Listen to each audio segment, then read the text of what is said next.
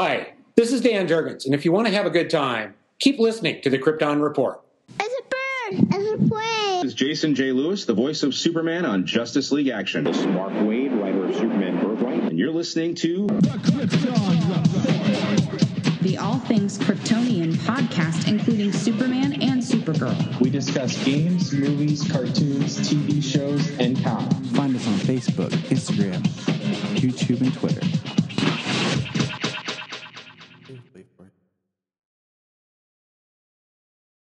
Welcome to the Krypton Report's review of Wonder Woman 1984, the highly anticipated sequel that has more release dates than any other film I can remember at this time in history. It is finally here in December of 2020, when technically we are a year from when we first should have seen this film. We should be preparing for next year's release of Wonder Woman 3 with how things usually go. Considering this movie was supposed to be out in November of 2019. So here to talk about this movie is my co-host, James, the man, the Greek god who walks among us, James Cole. And then our other man, the brain, the Bryan, the sounds. What's up, guys?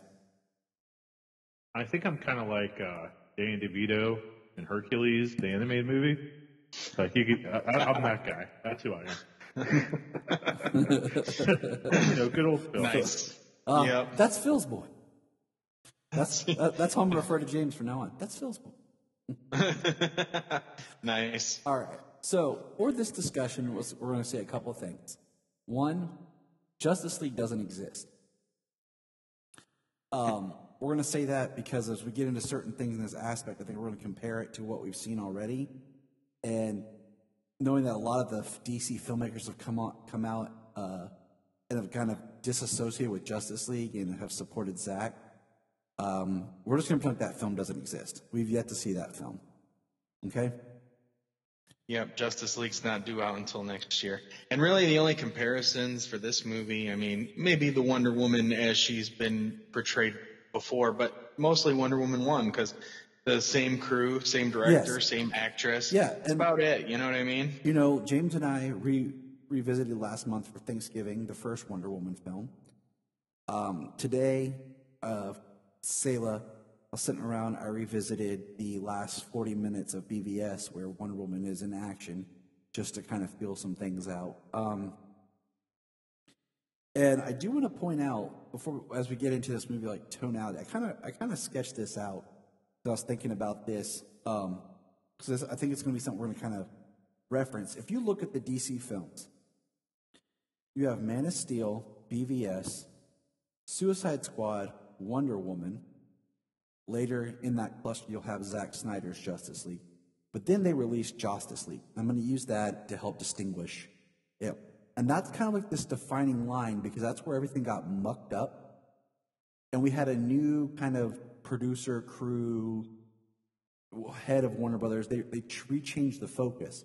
And from that point, you got Aquaman, Shazam, Birds of Prey, Wonder Woman 84, and then, of course, we can go ahead and just throw in the Suicide Squad, because we know that tone is going to kind of carry.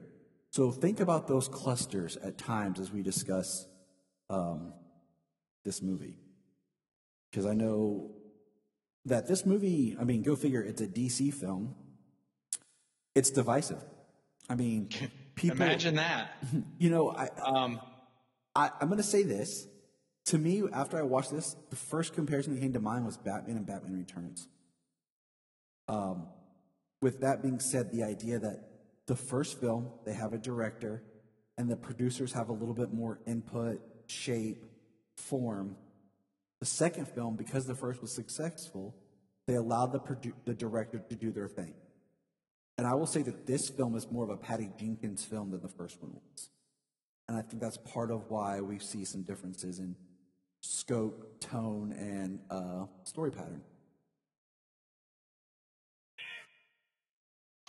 Well, I don't have too much familiarity with everything she's done. And that's before she came to Wonder Woman. So Monster, which I watched years ago when it first came out, I did see that a long time ago, so I have no real frame of reference with it. And then she's done a lot of TV. Okay. So. But, you know, being a DC movie, like I said earlier, I mean, unless it's anymore, it's like a DC movie is either an A+ to some people or an F. Yeah. There is no in between, you know? It's either an A or an F. There is no in between with people. And it's really getting especially when it comes to a DC film. I mean, you can't be just like good or bad. It's like, this is a masterpiece or this is complete garbage. Yeah. And I'll say it's divisive because there are some people who are big DC fans, people who I thought would like this movie. I won't say who at the moment, but does not like this movie. I talked a little bit with him today. He'll be recording an episode on his podcast about it, but he did not like this film. And it was kind of a little bit shocking because I thought he'd at least enjoy it, but no. So I looked at the Rotten Tomatoes score, which I'm not a big Rotten Tomatoes person, but the current percentage is 65, and then the audience score is 73, and the IMDb is sitting at 5.7. Wow. Right. It is the lowest scored DC movie on IMDb right now. That's what I read today. Ridiculous. It is ridiculous. I'm going to put it out there. I know I'm the negative guy of the group, the cynic, if you will, but it's ridiculous. It is not the worst DC movie, not at all. Like, that's total BS. And you heard it from my mouth. Well, there's, you know, I mean, in this movie, there's a lot of supernatural elements. There's a lot of magic, you know, and they just go with it. You know what I mean? There's different character portrayals in this movie, you know, which I could see people having problems with, but, you know, people, they're upset of what it's still like portrayals, like character portrayals. They're upset they're not getting one thing that they expected to see and not, you know, watching what they're given and trying to, you know, enjoy the movie as it is. Let me ask you boys this. How many times have you watched it? I've seen it 3 times. I've seen it twice. Because it was a surprise visit by my good friend Dave, I only got to watch it once. All right, stair steps. I am. What's that? We're stair steps. 3, 2, 1. I'm trying to watch in the background. I'm trying to. I have it paused on the scene right now because I can't zoom in on my TV to see if what I'm seeing is what I think I'm seeing. And I need your guys' opinion on that, which we'll get to. All right. I'm going to say, I know it's weird to say, like, I always hate kind of like saying it, but I definitely think this is a film you should see twice. I enjoyed it more the second time. Not that I didn't enjoy it the first time. It just, I think I understood it, like, more, and the second time around, and it made it more enjoyable. My kids enjoyed it both times. When I went to watch it the second time, they were in the other room and heard it starting and both come running in to sit to watch it with me. Excellent. Both of my kids watched it with me the first time. I liked it better the second time. And I mean, I'm divisive on this movie. There are points here and there that there's some scenery being chewed. There's some campiness to it, but also everybody had range. Everybody stepped up. They all acted their butts off in this movie. I will say everyone did but one, and I'll kind of argue that point later when we get there. And I have my reasoning. But really quick, let's just do background characters. So, Maxwell Lord is a very convoluted character. I was just reading his comic book history. I'd say background characters, and you go for like one of the main villains of the movie. Well, I'm saying, Yeah, dude, let's get some that's not a background. background- No, that's not a background character. of the characters. The background- background Oh, okay. comic characters. Because we know the other people, but like we've already discussed Maxwell Lord on this podcast, a completely different version of Maxwell Lord. You know, our Maxwell Lord Season 1 of Supergirl. was like a second-rate, third-rate Lex Luthor wannabe. Yeah. And if you dive into his history, you know, he was at one point trying to organize the Justice League and be their manager. He led Checkmate. He has psychic abilities. Which is probably his most famous story So because of how it ends. it's a very interesting character. So that's a completely different than what we get. Yeah, the only Maxwell Lord that I was really ever familiar with for a long time was Checkmate on Smallville. Right. The one episode he was in there. And so we have a completely new Maxwell Lord. And I find that interesting. Well, I figured what happens to him in the comics wasn't going to happen to him in the movie. I mean, they got her away from the Sword and Shield for the entire movie, and you know what happened last time somebody got a neck broke in a DC movie. Mm-hmm. Yeah, that's exactly what I was going to say. Like, They were never going to do that. yeah, there was no way that they were going to have her snap his neck at the end of this movie. I didn't even But- think they would. Like, I was just thinking, like,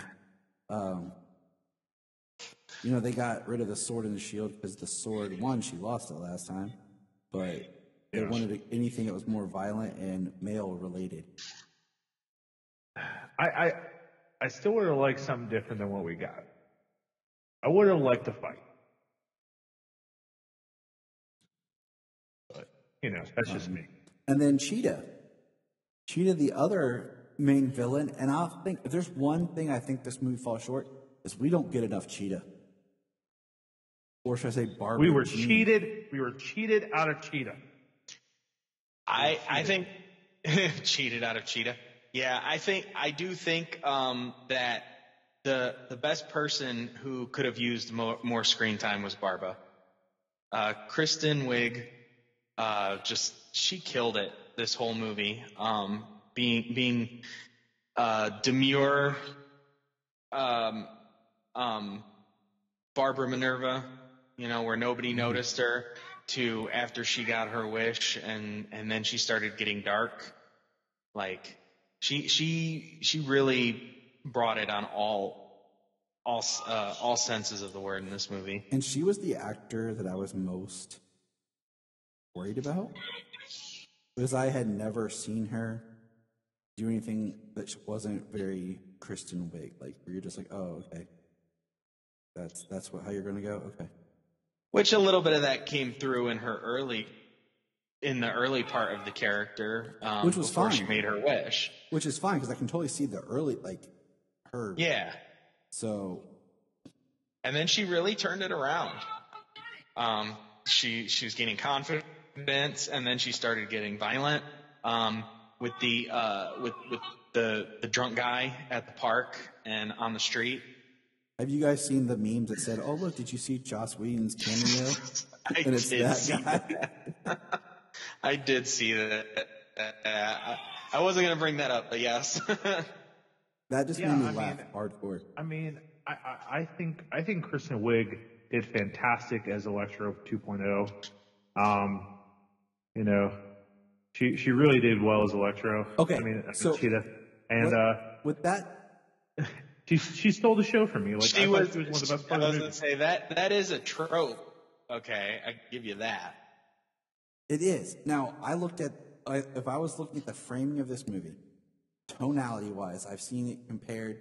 One of my favorite critics that I actually respect, Zaki Hassan, who does the Movie Film podcast, as well as writes his own for the HuffPost. His quote, I'm pulling it up here, and I shared this with you guys after you saw it, just was Wonder Woman 84, Superman 2 plus Superman 3, / Batman Forever, tone-wise. Now, if you think Superman 2, 3 as in the Lester, and then Batman Forever, and then I would throw in a pinch of The Amazing Spider-Man. And that's kind of the tonality you're getting for this film. I think it's because even the Riddler, is obsessed with Bruce Wayne. But I will say, if you take that trope, she does that trope correct. Oh, yeah. I mean, you got Jim Carrey, you got Jamie Foxx. Jamie Foxx is the worst. Kristen Wiig did the best of that trope, that idea. Kristen Wiig, just to piggyback on what you said, Tyler, we were all worried about her as Cheetah. She's cast as Cheetah, and we're like, I don't know, that Ghostbusters movie really sucked, but man, she did great in this movie. With what she was given, she did great. And, kudos to Kristen Wiig, man. She really rocked it.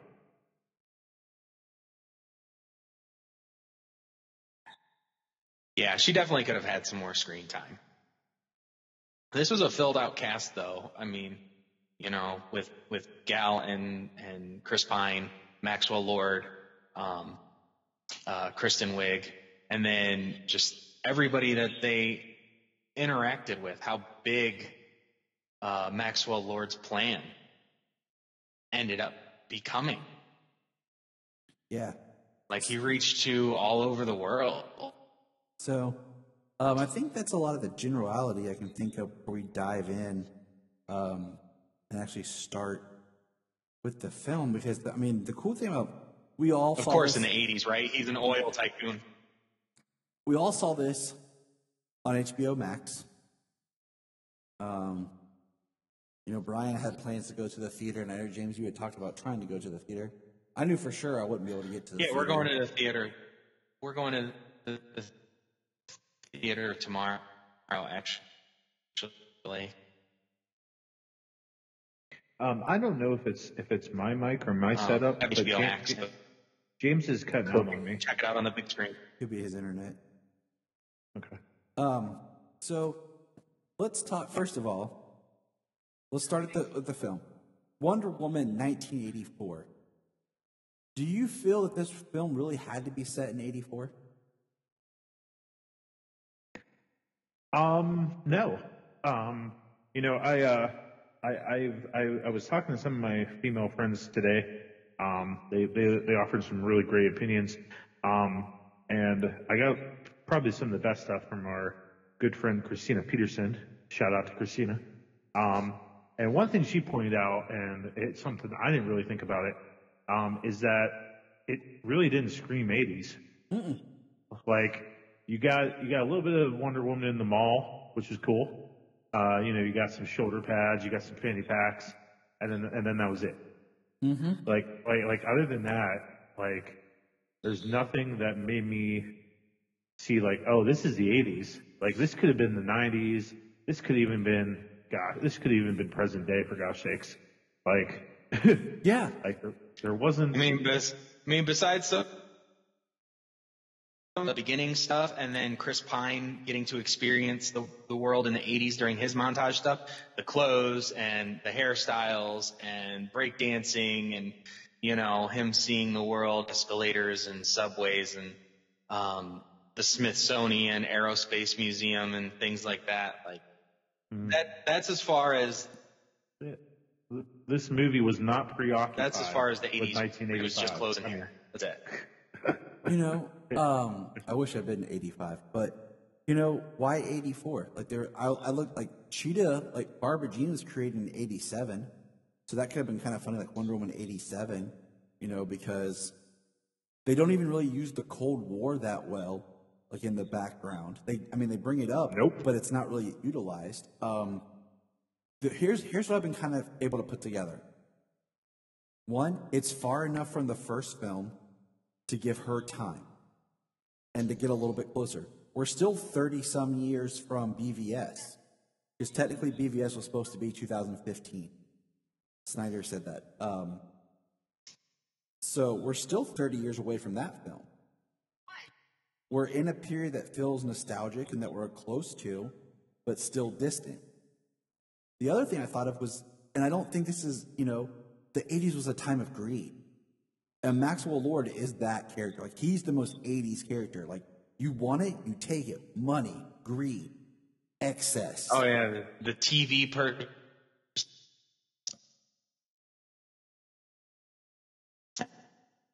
Absolutely. So, other than that, like, I don't really see, because the beginning of the film, like you said, it feels 80s. It feels almost a caricature of the 80s. Like what we kind of dream or romanticize the 80s felt like in the mall.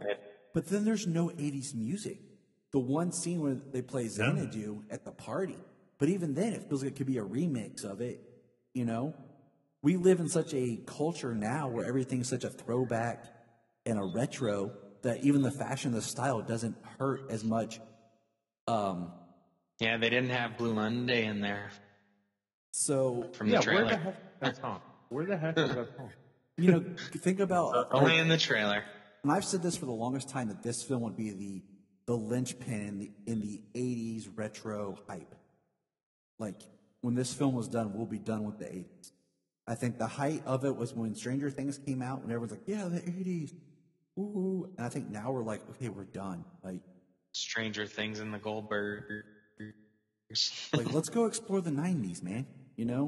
That's what Captain Marvel tried to do. And I think, that was one part of that film that I really liked, was the music, the blockbuster, like all the, it's our time, okay, to remember what it was like to be a kid. Yeah. Because we live in that weirdness where we had part of the 80s, but we went into the 90s and all that fun stuff. But, like, even Steve's, like, when he put on, like, I love the blue Adidas pants he has on.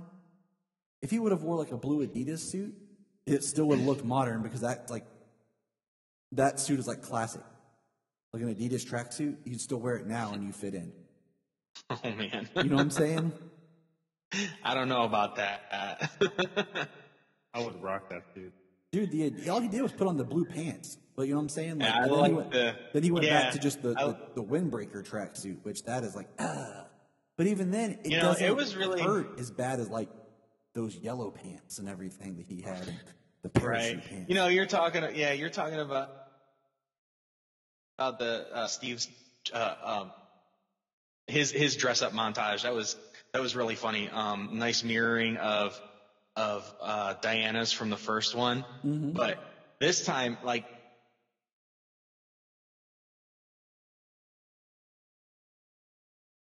he's like, you're not even giving it a second. And the outfit he'd never wear. And he loved the tennis shoes. I explained that to Solomon. He's like, why does he like the shoes? And I explained, like, well, when he was alive, Solomon, shoes were like dress shoes or like boots. Like, now, like, tennis shoes are the most comfortable things ever. And I love how Diana's like, you can keep the shoe. So let's just start at the beginning of the movie and kind of work our way through and talk it through, because I have some really detailed notes, and that was the beauty of getting to watch it on HBO Max. Because I got to sit down and watch it again and take notes as I watch it.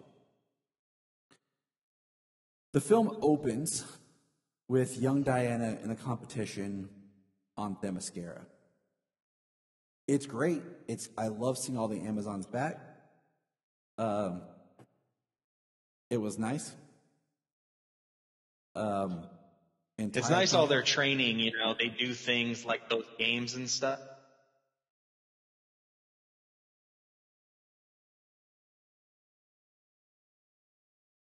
So that way they can and everything. Yeah. I like the opening scene, seeing young Diana participate. I love the action. I love the scene. Did you guys feel that the lesson of that scene was a little too on point about, like, cheating? And, don't be a taking cheater. Shortcuts. Yeah, and the truth, like the truth to yourself and the truth to this. And then, of course, that's how we allude to the golden armor as well. Look to our warrior. What did you? I mean, I Yeah. you know, with that opening scene, like I was like, okay, this movie is all going to be about don't take the easy way, stay true, truth, whatever. And I was like, okay, that's cool, man. I like it starting like that. But we never went back to like they never really got into why is she competing? Like, what's this competition for? See, I didn't think they would. Like, it was just more about the lesson of, it just seemed like it was the kind of common games that they did for, Yeah. entertainment. That's what I assumed. It's just a common thing. It's a common practice just to, gain notoriety. That put your training to the test. Well, isn't one of the cheetah origins like of the first cheetah? Wasn't her origin that she was one of the Amazons that fought in that game, but she was just one that didn't win? Like she was the one that Diana had to beat at the very end. That was a very long time ago, and there's been 4 cheetahs, so I don't know. Yeah, I mean Barbara's the third. I didn't research the first 2. I just researched Barbara. Or there's 3. Sorry. Well, No, I think there's 4. Yeah. Is there 4? Okay, Barbara is the third. Because the newest one then there's a new one dude. But Barbara's was like an African tribe, and the cheetah was their protector, and she got turned into it. But there was something wrong because she wasn't a pure, something about being a virgin, and she wasn't. So like it changed things, and then the new 52. That's how they get you. That's how they get you. Then it was reworked some in the new 52. With her, she was supposed to be British archaeologist, and she was rich, but then had to denounce her wealth. And it still was the African tribe thing. So it kind of gets, comic book, convoluted. But Cheetah's supposed to be like Wonder Woman's top-notch villain. It's like Ares and Cheetah. And I feel like Cheetah very much got, in the back. In the end, when it came down to it, I think Cheetah got the short end of the stick. In my opinion, as everybody does, she is one of them not shown I renounce my wish or anything like that. I think she got a taste of being that powerful and that confident that she is going to want to pursue that, find another way to get that.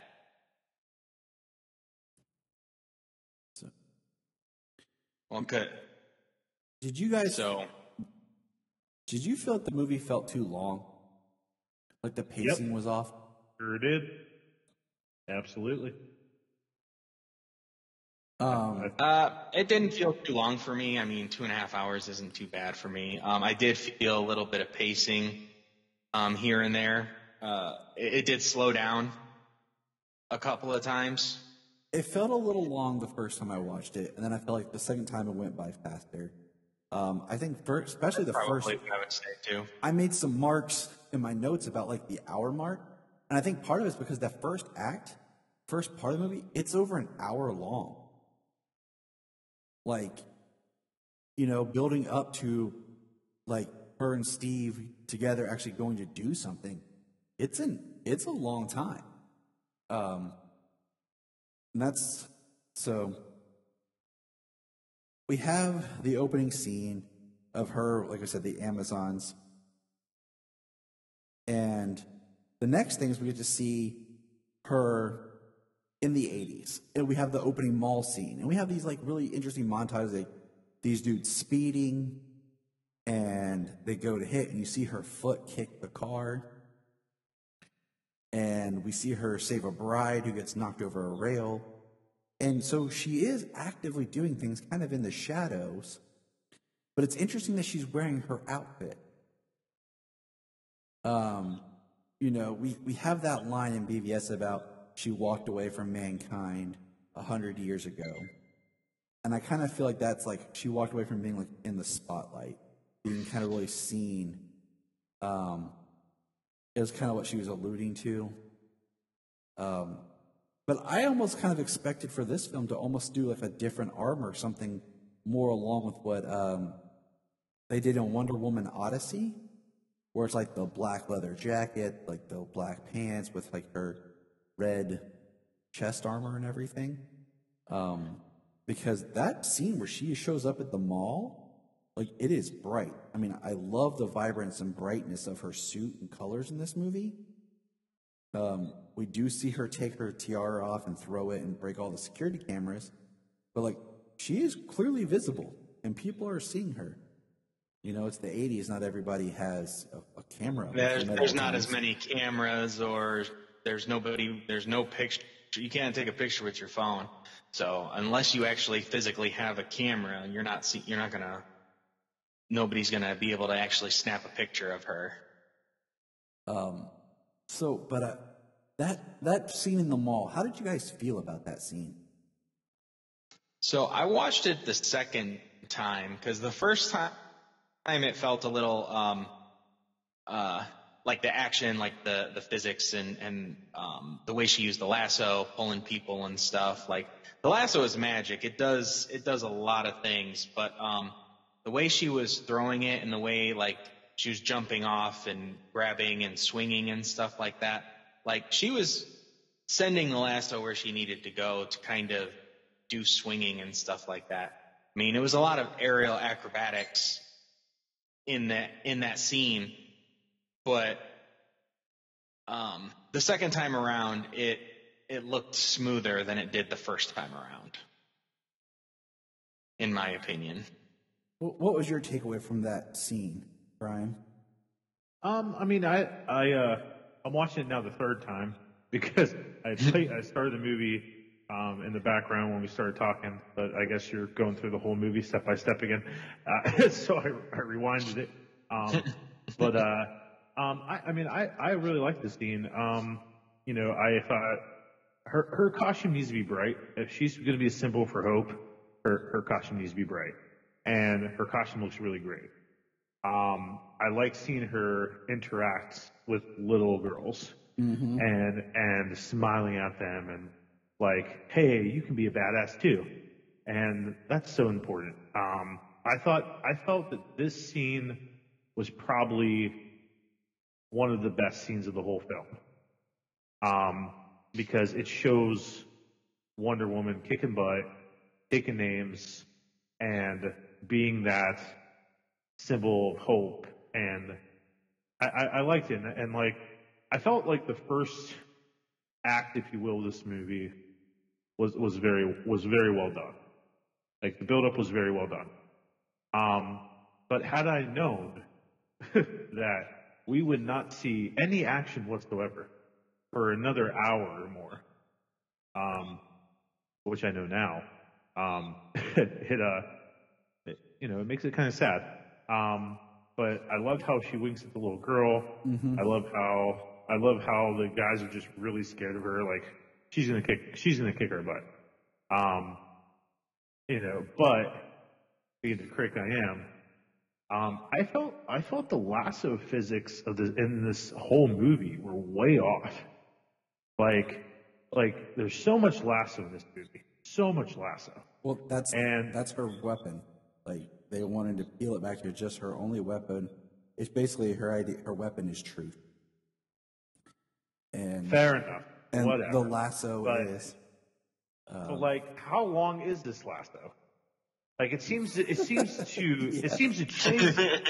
change length in the convenience of the situation. Like, oh, she's gonna lasso clouds. Okay, whatever, And the physics of how she lands, how she jumps, is so off, and like how long it is, so weird. And I wanted more fighting from her. The physics of how she lands. I want you to think about that in your brain for a minute without talking. Just think about that. Okay? I already did think about it. Think about where this movie goes. Yeah. I'm thinking about it. Okay. When you think of it like that, you're like, okay, I kind of see where they're starting to go. I see what you're saying, but let's go back to how long is this damn lasso? Yeah, that I agree with. Like seriously. The opening Well, scene. she didn't lasso up to the clouds. She actually lassoed to that church, and then she flew off of that church and up into the sky. Son, Metallica was playing in the background, Ride the Lightning, man. I don't know what church you're talking about. She was no, when she came up off the street. She came up off the street. She came off the church, and then up to a plane, and then up into the clouds. That's when she was flying. It's still okay. I'll give it to you. But I agree. Damn lasso. Because it's at times that like it's as long as she needs it to be, or the scene wants it to be. That's what she said. With the mall scene, we have these like very cheesy caricature robbers, and like their action. Like when the one guys are running up the escalator, it is almost slapsticky. Well, when the guy conveniently dropped his gun, nobody's gonna take that guy, that clumsy ass dude on a heist in a mall. Right. Right. Now, anywhere. One point I did, like all the robbers were just tacky. Okay. And then he's the guy who holds the girl off of the thing and saying, "I'm not gonna go back." You're gonna go back forever. That crap. I love the fact that every one of the robbers was like screaming, "No, don't! What are you doing?" Like. None of them were going to put a little girl in danger.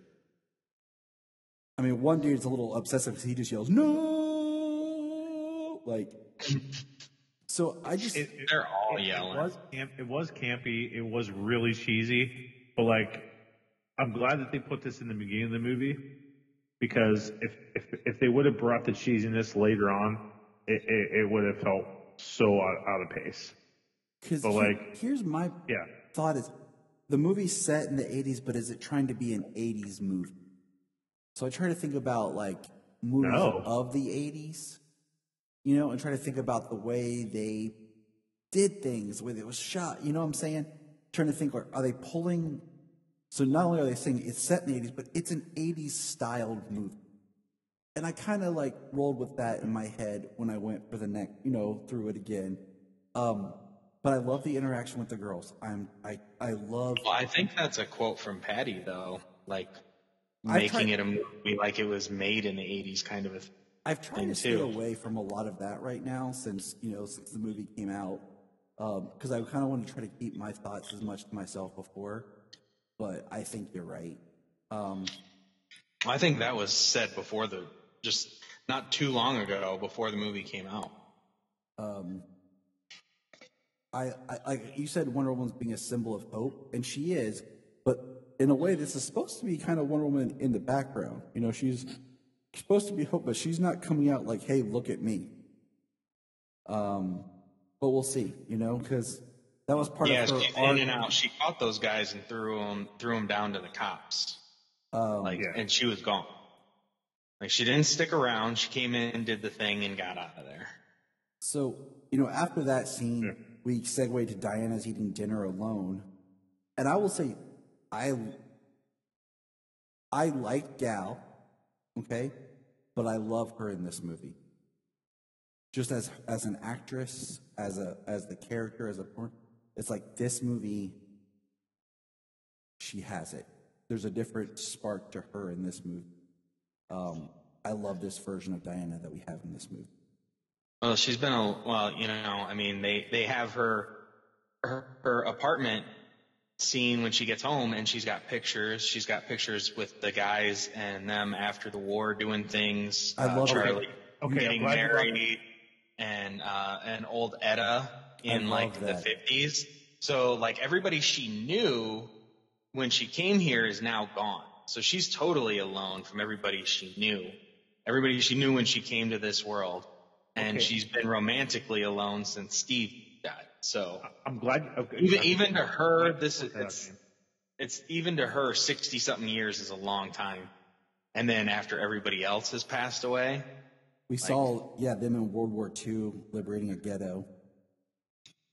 Okay, so I'm glad you guys are bringing up these pictures here. Okay, so at 17 minutes and 41 seconds in the film. Okay, we see this picture on her little stand, and it says, the Great War ends. And then there's a picture right next to it, and I can't zoom in on my dang TV. But is she married? Is that a what? No, that was Charlie's wedding. Charlie in the kilt. That's his wife standing next to him. I couldn't tell if it was like a double wedding, but is that Diana on the left with the flowers? I'm trying to see if it was a double wedding. She's there at the wedding. She's not getting married. She's there part of the wedding party. Okay. And then we see them liberate the ghetto. World War II. And a picture of Steve, like a hero article, picture, and then a picture of her and Etta. Yeah, I'm watching this. And Steve's war photo, standing next to the plane on her desk. Yep. And then the thing I was curious about, the Trevor Ranch, is that like his family ranch, or is that a ranch that she has that she named Trevor Ranch? That was my question. I'm not sure which one is that. I think she opened it. That was my question to you guys, because okay, I'm pausing it, looking at the watch. Okay, good. So we have this. Now, the thing I was thinking about too is, so this is 84. Diana worked at the Smithsonian. So think she has to recycle her identity how often? She stays in academia. She stays in, because in Wonder Woman, in the opening scene and the closing scenes, she works at the Louvre now. Because she had to move on. So she's always kind of working as some sort of curator of history. And how many times does she have to recycle her identity to hide? Yeah. Yeah, wouldn't there be, okay, so we're looking at 30 years between her at the Smithsonian and her at the Louvre. These museums work together. There has to be some type of a file or something of her, she went to this party in this movie. So there has to be some dang connection of work that she did, maybe not a picture or whatever of Diana working at the Smithsonian, but there has to be some type of work that she did that would carry over to the Louvre, it's not, she's not protecting her identity very well, Well, I think it's one of those things that was kind of why I think, in a way, in BVS, the idea of Lex Luthor having her photo, to help kind of prove, because she is, they show she's trying to keep a low profile. The way she interacts with people, even her dress is very, for the 80s, a lot, it's stylish, but still kind of plain, to not stand out as much as she could. Until, she puts on that white dress and shows up at the party.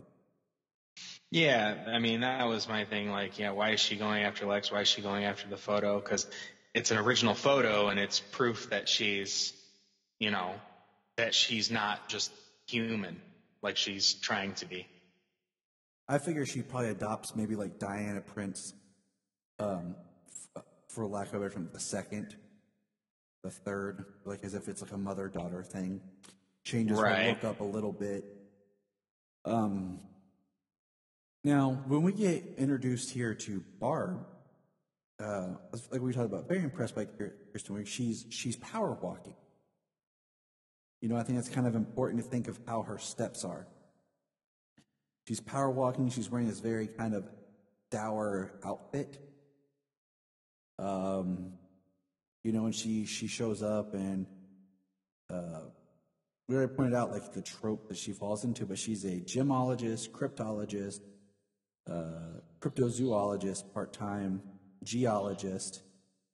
And this is where the first time you get cheetah reference. Diana's heels are cheetah print. Yeah, she likes them right off the bat.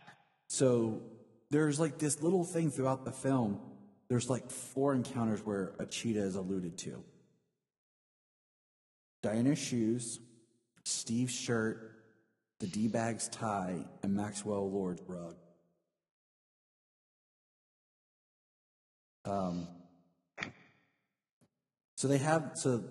We find out there was a black market going on during that robbery, and a bunch of the artifacts and stones and things were brought. Yeah, the jewelry store was a front for black market dealings and artifacts and things, art and artifacts, things stolen, things on the black market. So she has the artifacts that are being brought by the FBI, and Barb's all excited, and then we have the person who hired Barbara Jean. I don't know why I keep wanting to call her Barbara Jean. Barbara Ann Minerva. Yeah. I've done this twice in my brain today. She's like, Diana, do you know Barbara Minerva? And she's like, I'm right here. You hired last week. And the lady's like, oh, yeah. I don't think that was spectacularly rude. Yeah, but I mean, I don't think she's that forgettable of a person. They try to make it like one of these people that's like in the background. And it kind of upsets me because we'll get there in a minute, but like the first interaction where we see Diana and her becoming like friends, I think could have been better. But we'll get there in just a second. So they have the stone, and Diana talks about language as being a hobby of hers, and I think Diana just sees her as an outcast, kind of like herself. Right. But what I'm saying is, when they're sitting there eating, she's laughing, and she says to Barbara, like, I've not laughed this hard in a long time. Why couldn't we have seen this scene of Barbara actually making her laugh and got to see that side of Barbara? Because the point is, we want to see Barbara lose her humanity. So give us a little bit more of Barbara's life and humanity, because we don't get to see that as much as we should have before she makes her wish. We see her do kind things like giving food to the homeless guy. But it would have been nice to see her like interact with Diana, because that whole exchange where she's talking to her, and says she doesn't go out, that she's not popular, and Diana's like, I don't go out. And, Barbara's taken aback because she's like looking at Diana like, you are like everything I wanted to be. It just would have been nice to see a little bit more of like that early interaction. It's like we come in on them laughing. But so they got that stone. Diana reads the inscription. And this is where we get the scene where you're supposed to make a wish on it, and some dude's, he touches like, I wish I had a coffee. Just being a jerk, because we saw him being like a little bit of a jerk earlier. And then a dude walks in with 2 coffees and has an extra one and gives it to the guy. And they're like kind of chuckling. And I thought it was kind of neat because it kind of showed like the stone works, but like, did it really work? Or was that too simple of a thing for it to actually be working? Well, come to find out, that rock does just about anything. So I guess it's supposed to be like a version of the Chaos Crystal, is what it is. There is in DC Comics, so people are more familiar with. It's like the Dreamstone, and this is the Chaos Crystal. I'm not familiar with it. I'm not as much as I should be. So we get our scene of Barb walking in the park, going home, gives the food to the homeless man, and then the Whedon cameo guy shows up. She's assaulted. She's assaulted by a guy who's wearing a cheetah tie. That's the second, like, cheetah foreshadow kind of reference. Josh Whedon? And, then she goes and she makes her wish, just kind of on a whim. She wants to be like Diana. She says, strong, sexy, cool, special. And then we start to have Barbara change, because we see, the next day she wakes up, she has her same clothes on, and all she does is remove like her outer skirt, and she just has leggings on, kind of lets her hair down, changes her shirt up a little bit, and already starts to present herself a little bit more appealing. Yeah. And she comes out in a new set of heels and jumps right up onto a chair or something, 1 foot, to miss Yeah, man. hot water being spilled. She gains that Chris Farley cat-like speed and reflexes. Now, James, Bryan, life is good, Tyler. Yes, sir. but it can be better. No? Ain't that the truth? Oh man, Pedro Pascal, Dude, this that guy movie- was fun. I liked him. I loved him in this movie. I mean, He was over the top, and I loved it. he was over the top when he needed to be, but grounded Yeah. when he needed to be. Because he's playing a personality to everybody. And even when he's supposed to be so secure and confident, you see his inner struggle. I think on paper this character would have been, but he brought so much to it in some of his acting choices and his delivery, that even though he's the bad guy, he still found him relatable. Like, and we'll get into it as like we get through the film, but did you guys know, like we've said it before, but Pedro Pascal was in the Wonder Woman TV pilot that was not picked up from back in 2010, 2011? Yeah, you sent me a screenshot of that. You put it on the social media. And I was like, I totally forgot he was in that. He just really wanted to be a part of Wonder Woman's world. Yes, he did. Well, he made it. He made it. I loved it. The businessman, the con man, talking to Simon Stagg. Yes, talking Stagg to his Industries. child, the people he worked with, and then after he got the stone and he became after he became the Dreamstone, and manipulating people into giving him wishes to benefit him, and then taking what he wanted. He gained so much so fast. Well, he got people to make a wish for him, and then he took what he wanted as well. The way he worded things, like you said, to get people to wish or agree to the wish to which he set up. I like that when he's there, Diana sees right through him. It's interesting, like he's an oil tycoon, basically. Black gold. And we see his company, his offices, and it's all nice and dead. And then as soon as he gets in the elevator and goes up to like where his office is, it's just desolate. Where the business floor would be. It's just nothing, and that's when we learn like he is like Simon Stagg calls him out and says it's a Ponzi scheme, and like he has Alistair, his son. We see he has all these bills that are overdue. And we find out his real name was Maxwell Lorenzano. That's new to the character here. They give him that ethnic background. Also, he dyes his hair blonde. It's a very 80s thing to do. Think about it.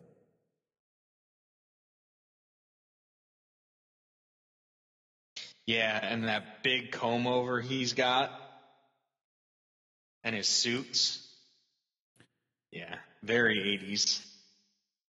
But he could probably walk out now and still be like, all right, man. Diana finds out that Max was the one who had purchased the stone. There was a slip in it. It was to be delivered to him. So she decides to go to that party. And I think this is interesting because when she arrives at the party, she's all in white, contrasted to Kristen Wiig arriving in black. Of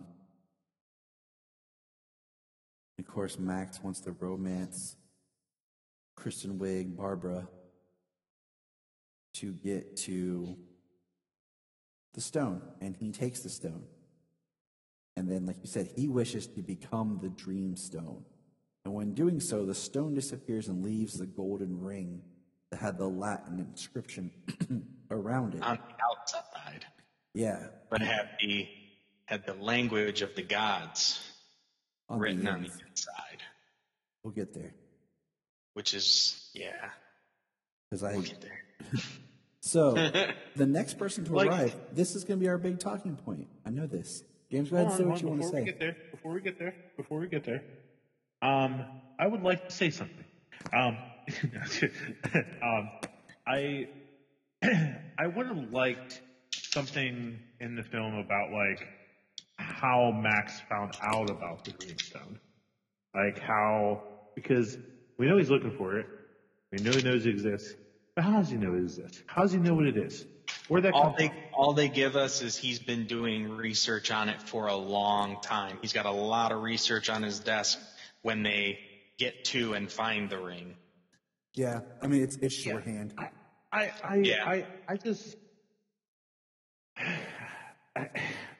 And I've talked about this in the past. Like, I feel that sometimes we just need villains to be villains. Like, and we got these very sympathetic villains in here, and I guess I kind of would have liked seeing like the god of deceit, the god of lies, like actually seeing them come into play as the villain in the background, the Emperor Palpatine, if you will, manipulating Max and manipulating Barb and stuff. Well, that was the plot of the first one with Ares. But you remember, all the gods are dead. Because even Jania made a comment about one of the gods, and I said, Jania, they're all dead. They killed each other. That was the big part of her being in the first one, was she killed the last of the old gods. And even... But they're new gods. With the Justice League from the original Zack Snyder trailer, there's the reference about the old gods being dead. No Kryptonian, no Lantern. Yeah. So, like, the idea is there are still things that, because they talk about artifacts and things that they had done, that remains, but the gods themselves are all gone. And things like that would be her responsibility, being a demigod and being an Amazon. That's kind of one of the oaths she's taken to protect man from things like that. That's why it works for me better when it finds out that it's from the gods. Because it does fall into like her job description. Right. All right, moving on to controversial topic. Moving on. Okay, so next. It's a DC movie. It's all controversial, man. Is we have this. I have a lot to say about this topic. Yeah, that's why I said we would. This is going to be a big part. So Steve returns. There's this guy who walks up to her. He's talking to her, and he starts giving her the speech that Steve gave to Diana right before he died. And then the guy turns into Steve. And the first time I watched it, I was like, this is weird. But he doesn't turn into Steve. Here's how I rationalize. Here's how I kind of put it. One, she sees Steve. Everybody else sees him as this other guy. It shows, one, the Dreamstone gives you what you want, but it manipulates and twists it and perverts it. So it doesn't give you what you want the way you want it. Two, it shows that Diana loves Steve for the soul of the person that he is. So she sees the soul, not the person. So that's kind of how I see it. But I'm like, could we have not have done a better way than Steve's soul possessing a person? Like, Jania, as we're watching it, said, well, maybe this guy just died and Steve's soul came into his body. Well, we learned that's not Which true. I would have been okay with. I would have been okay with that. See, okay, yes, I would have too. I heard the exact same thing. I'm still not completely okay with it, but I would have been a little bit more okay with that. Yes. The other thing is, the idea. Then did the wish save his life? The idea is, like, I would have liked if he was just like a ghost, like a living spirit. Like, Diana could interact with him, like, is like she could touch him, feel him, but no one else around can see him. So she can never like fully have a life with him. But yeah, like there's some other crazy theories I've seen people go out there. I won't even mention who because some of their comments I can't stand, and James knew who I'm talking about. Okay. Hey, I like where you're going there, Tyler. Like, it would have been really cool if he was a ghost, and the more time she spends with him, not only does she lose her power, but as she loses her power, he becomes more real. Oh, yeah. That would have been great. Where, like, as she loses who she really is, and her Amazonian powers and heritage, and who she's as Wonder Woman, he becomes corporeal. He becomes more real, and like I don't. First of all, I was gonna say he would be more like haunting her at that point, and then I mean some of the stuff that happens that he's involved in. I mean, it would have had to been pushed till later. Like, did he just appear in the taxi with her driving down the road, so that way at that time he's finally corporeal, so he could, or like he flies and stuff, or like he's in and out. The plane, like other people. That's when he becomes real. I mean, because that's his. But even by then, they didn't even know she was losing her power. Yeah, but I mean, like there wasn't even a mention except for when she was driving in the taxi and she was like tired, kind of getting a headache. Like, that's the first hint that she's losing her power. The first hint was the lock. Pulling the lock. Yeah, that was the first hint. Because she can't do it. Then he's like, man, wrong lock. You would restructure things if you did it that way. You'd present it differently. But I like that idea. Like, why the F couldn't it just be Steve? Why does she have? Why is it possessing this dude? And then she basically, I mean, I don't want to say it, but you know what I'm thinking. Like, she sleeps with the guy right away, like within 10 minutes.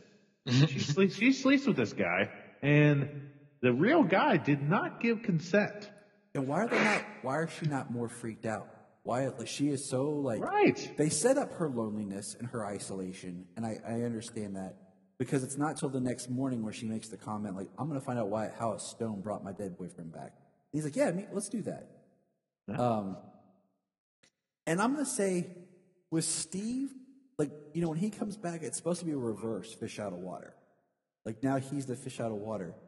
But, you know, and I think this is intentional, but Steve feels off in this movie. He doesn't fully feel like Steve from the last movie. He's so off in this movie, absolutely.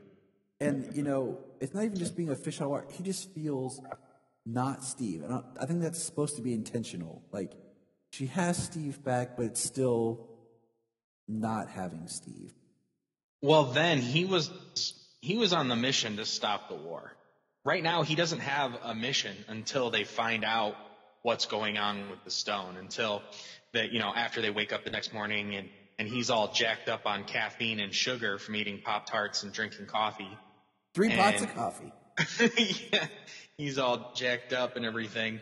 And she's like, maybe we should find out how a stone brought my boyfriend's spirit back into another person, into somebody else's body. Like, all right, then let's do this. You know, yeah, I just feel like, I think, because up to that point, that whole, like, with him coming back was just weird. Up until, like, let's find out how this happened, because I'm like, she was so excited to see him that it's like she didn't even care. For me, it was weird until they got back to his apartment, and you know, he saw himself as his body at the moment, and you know, just them together. I was like, after they spent some time together, that's kind of when it just went out the window. I didn't even consider, as much as people are talking about him being in somebody else's body and them having relations. Like, it's that stuff never even crossed my mind. That's what I'm here for. Yeah, I mean, so it just felt all right. And why does Steve have gray in his hair? Because that's supposed to remind you that how he should have played Hal Jordan, not Steve Trevor. Dude, don't even get me started, okay? I said that. Oh, no. I said that back when they Don't announced get me started. Ryan Reynolds as Green Lantern. I said, no, it should have been Chris Pine. And then when they started to reboot stuff, I was like, please do Chris Pine. And they're like, Chris Pine, Steve Trevor. I was like, okay, I'll take what I can get. I love Chris Pine. He's a great actor. I enjoy him in everything I've seen him in. Great. I've watched everything, even some really low budget movie he did. But his true greatness would have been Hal Jordan. Just go back and watch Star Trek and just think of it as Hal Jordan. As soon as I saw him in Star Trek, I said, that's Hal Jordan. That mofo is Hal Jordan. But moving on. At the 53-minute mark is the scene that we all teased James about. We all did. Immediately I messaged. This is the scene where Barbara she wakes up and rips her fridge door off because of her strength. So she goes to the gym and starts lifting weights and tries to keep lifting different weights to see how much weight she can do. And then eventually she takes a huge... How much pounds? I didn't count, James. You're the man. You should be able to figure that out. How much did she lift right there? I mean, that could have been anywhere from about 250 to 315. And she just lifts it up over her head. And you have all these, 4 huge ripped dudes behind her just kind of, jaw drop. Immediately they're like, swing.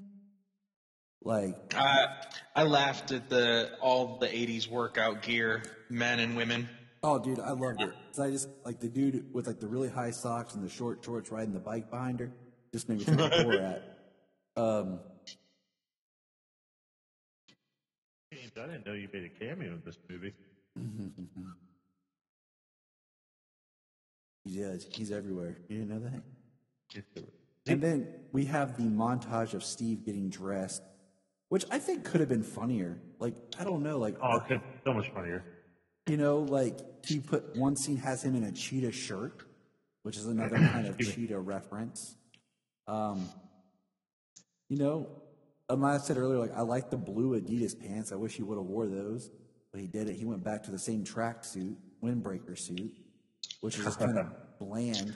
But what's funny is the one outfit he puts on that Diana likes him, and if you look at it, he's wearing the same outfit almost that she has on. The loose white. It's pretty close. It's so creepy. He's like, I look like a pirate.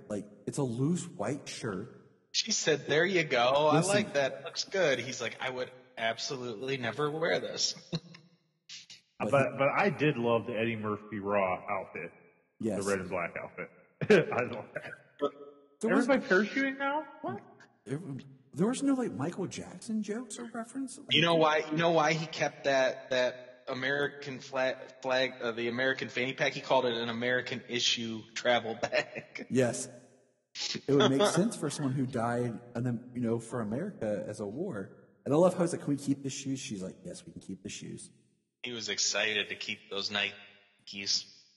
I would be too. They're comfortable. I'm all about comfy shoes, boys. Oh, dude. Yeah. At the time he was alive. I mean, shoes were they were not comfortable. No. They were there to protect the bottom of your feet from getting messed up or cut. That was it. It was not comfort in mind. We have the break dancing scene could have been a little bit better, I think. Just he could have watched them break dance. And she says, all this is art. And then as soon as she says that, the next thing is him looking at the trash can. I don't know. I just feel like you could have taken a beat, look at some art. And he's like, this is art. And she explains a piece to him. He's trying to understand it. And then we go into the trash can. It would make a little bit more sense than her just being, all this is art. And he looks over and she's like, that's just a trash can. Right. Yeah, that was a pretty quick scene. There was a lot though during that montage, just walking around, seeing everything. And then when he got to the Aerospace Museum, man, he was in heaven. Yeah. He was like, is that a plane? And she's like, I got to show you something. And so at the 1 hour mark, we were at the point where Steve meets Barb when we found out that Max took the stone. And then, which leads us to, like we talked about, Diana trying to get to where Max is and can't break the lock, which is our first sign that something is off with her. We find out that we get a look at Max's office. He has a cheetah rug. They're digging through his stuff. That's when we learn that he's been researching the stone for a while. They find the ring, and that's when Diana sees that it's the language of the gods. They find the ticket. Like, she plays it up then, though. I mean, like, she is majorly concerned about that language being written by the gods. Yeah. Because You're very concerned about it. Because Gal did so well in this movie, man. She did. She did great.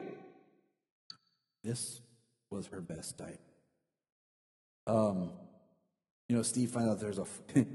He's like, you can get to Egypt that fast? You have a straight flight? Cairo? Right.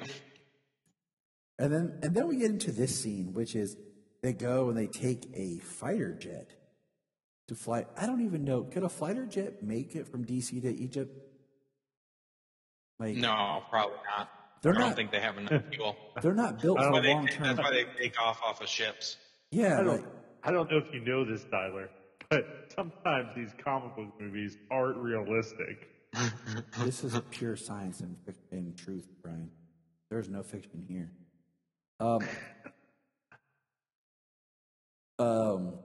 Steve wants to fly it, and it felt interesting how quickly Steve was able to build a plane, find the buttons he needed to fly it. But I was like, I'm just going with it. Yep, should have took longer. It wasn't like a World War II plane. It was a World War I open canopy, canvas wings plane that he flew. So it was interesting. What did you guys think about how we got the invisible jet? I have much to say. James, go first. I always thought it was funny how she had an invisible jet, seeing as the majority of Diana that I've always known could fly. So, but I've always understood it was something from back in the day, something that was written a long time ago. And I liked how they did it in this. Just the idea of her using the same magic that Zeus did to hide Themyscira. Obviously, he could do something on a much grander scale, like hide an island forever. And I thought it was interesting how they were able to give her the invisible jet, when obviously here at some point she's not going to need it. Mm-hmm. And, is it invisible forever? And did she lose it like her coffee cup? I don't know. No, because the first time I missed I know they flew it back. When they fly it back, there's a scene of just these trees, and we just see wind go through them. And the first time I missed it, but that was the invisible jet going back. Yeah, and then after that, you don't see it again.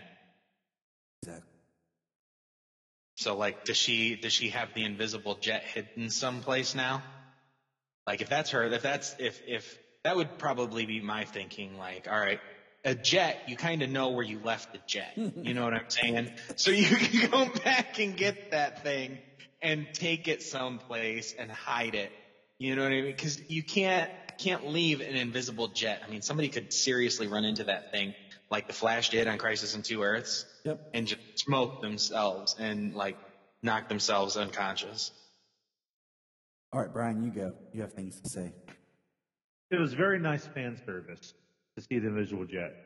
The fan service was the credit scene. Yeah, we'll get there. Yeah, sure. But it was cool seeing the jet. I remember. I have classic. I have good memories of Wonder Woman. Driving the invisible jet and Super Friends, and it's drawn like this white line, even though she doesn't need the jet.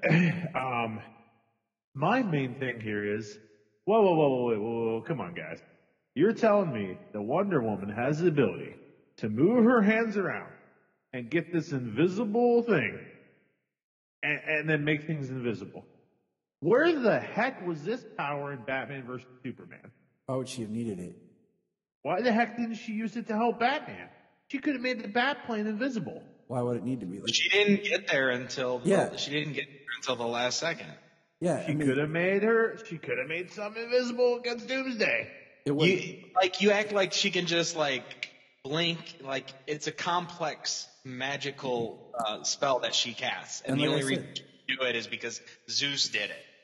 And obviously it wasn't that complicated. She just did it in 30 seconds right here. Well, she said she had been practicing it, and if you watch in BVS, she just drops in the middle of the battle quickly and is fighting, and she's not there for that long.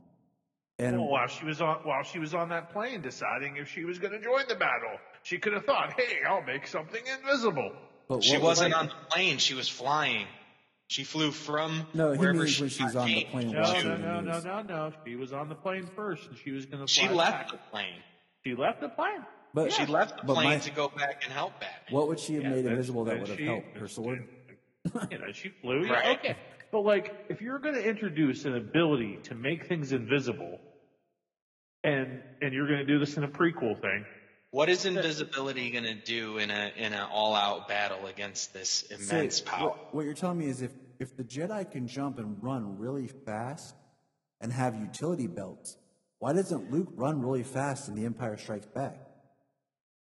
Why didn't he make huge leaps and bounds and jump over? Thank you, Tyler. Why that? It's like introducing super speed in Phantom Menace. Never used again. Exactly. That's what I'm saying. Because things happen. So don't introduce it. My favorite part is where Steve says, "The way I fly, they'll never catch me." And Diana goes, "I forgot to say about radar." And he goes, "Well, Diana." My favorite part is because when Sayla heard that the second time, she's laughing and goes, "Daddy, that was funny." He said, "Well, Diana." And then she said it again, and I was laughing. I was like, all right. She was like, she just kept laughing. Right. After that, you get a couple. You're good.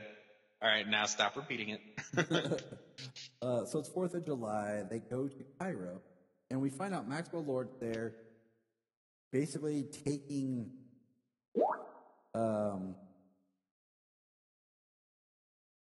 while they're in the jet, she talked to him about him flying. That's something she would never understand is his gift, his talent for flying. And then, that's what she actually kind of thinks about when she's in the air later on in the movie. So it's a nice relationship moment. You get some time in the invisible jet, but it also does feed into the plot, what happens later in the movie. We also get to see Barbara Jean running faster. We see her read the microfilm. And then she goes outside and she's jogging now. She's running compared to her speed walking. She is not jogging anymore. Earlier we saw her speed walk. So we're seeing her pace. And she runs into that guy again and beats the crap out of him, kicking him. And Leon sees, and this is at the hour and 14-minute mark. And she tells him, mind your own business. And then we get to Maxwell Lord, who is trying to take the oil from the prince who he had read, who was the new king of crude oil. And he does all of his tricks. He gets him to wish to take back his ancestral Bialya dynasty. Thought it was interesting. It was Bialya. That was a nice little reference. And then, he says to him, he starts laughing at Max. Max didn't know that the guy had sold all of his oil to the Saudis. And he's making fun of Max. So Max says, "I'm going to take your security team. You'll have no one to protect you from what's about to happen." Yeah, and this right here, you get this humongous wall that appears out of nowhere. around what would be the Bialyan Empire, and it just it's crazy. I mean, that's like the first like huge thing in the movie that like comes magically. Like at that point now, you know that like this magic is powerful. It means business. Like anything can happen. And we're seeing Max starts to have a headache. You can see like his hand on his forehead after he grants the wish. Now, I wrote down here in my notes that you can clearly tell Diana is not wearing her armor under her clothes. Oh, absolutely. Yep. This part I basically chalked up to Linda Carter spinning. You know what I mean? Because we see them in her. Steve's driving. First of all, let's just say Steve's driving a modern day car, and we're at the hour and 21 mark when they pass Max. They turn around to his convoy, and you see all of a sudden like her hand come up and put on her tiara, and she gets out of the car and starts running next to it.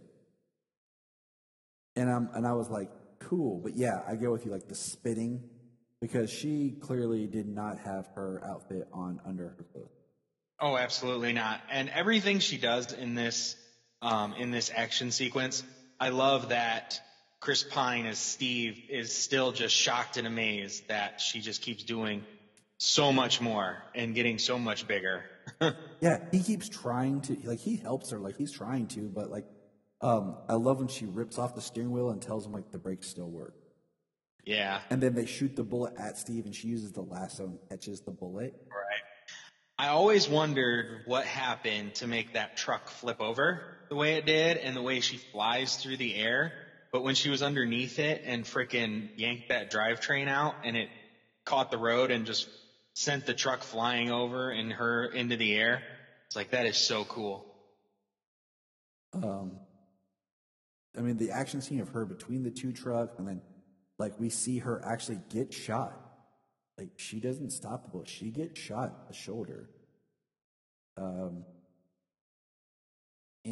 you know, we find out that's where she, like, once again, like Bryan was saying, like, she uses the lasso and she, like, throws it to swing to save these kids, but then, like, she can't hold on to it. Like, she loses her strength, and we see her get taken down. And, you know, she almost gets run over by one of the trucks, but Steve takes it and spins it and, you know, blocks it. Blocked her, and we actually get to see her, you know, pretty beat up. And she confronts Max and says, "Where's the stone?" He says, "You're looking at it." And then we learn that Max now has control of half the world's oil. And yeah, which would be a big deal. Yeah, it would in a world in a world in the 80s where the economy of the world is built on oil. Yeah, and I mean, I don't feel they ever really stress that to us enough. You know, but it is a big deal. I mean, it's something at the time, yeah, that was huge, and I mean, to this day, it's still massive. But, yeah, I mean, it's basically the only thing they do about it is that news broadcast about how him owning so much oil and things like that, how it affects certain things, but then they move off of it pretty quickly. We learn, so Barbara Jean tries to track down some origin. The last thing they know is it destroyed the Mayan culture. They find out there's a Mayan shaman. And then Steve and Diana fly back to meet Barbara at the shaman's office, which is just like a hippie-looking dude. He busts out his Mayan text from his great-great-grandfather. Barbara Jean's wearing like an animal coat. It's looking more crazy. Hold on. We got to talk about this huge, giant collect call from Egypt to Washington, D.C. This is 1984. She don't have any quarters. Like, Maybe. How did she pay for that call? Did she use 1-800-COLLECT? No, because that wasn't a thing yet. So how'd she make this call? She dialed and used chain or charged it to the Smithsonian. It's a work-related call. Oh, yeah. That's a heck of a call from Cairo, Egypt to Washington, D.C. That's expensive. How'd she make it? Moving on. Happy to be here. The part that I had to keep backing up and slowing down was trying to get all the words that she says. But when she reads that it's the bad god, she says, Di Shafarera Ero, E-R-O, Dolo, and Benedictus. Like, she says it so quick, and I had to keep trying to pause it to get the words of what god it was. Because, the Greek trickster god is not popular. When you Norse mythology, you think of a trickster, you immediately go to Loki. That's even before, the Marvel comics, But, the idea of, the trickster god of Egypt is not well known.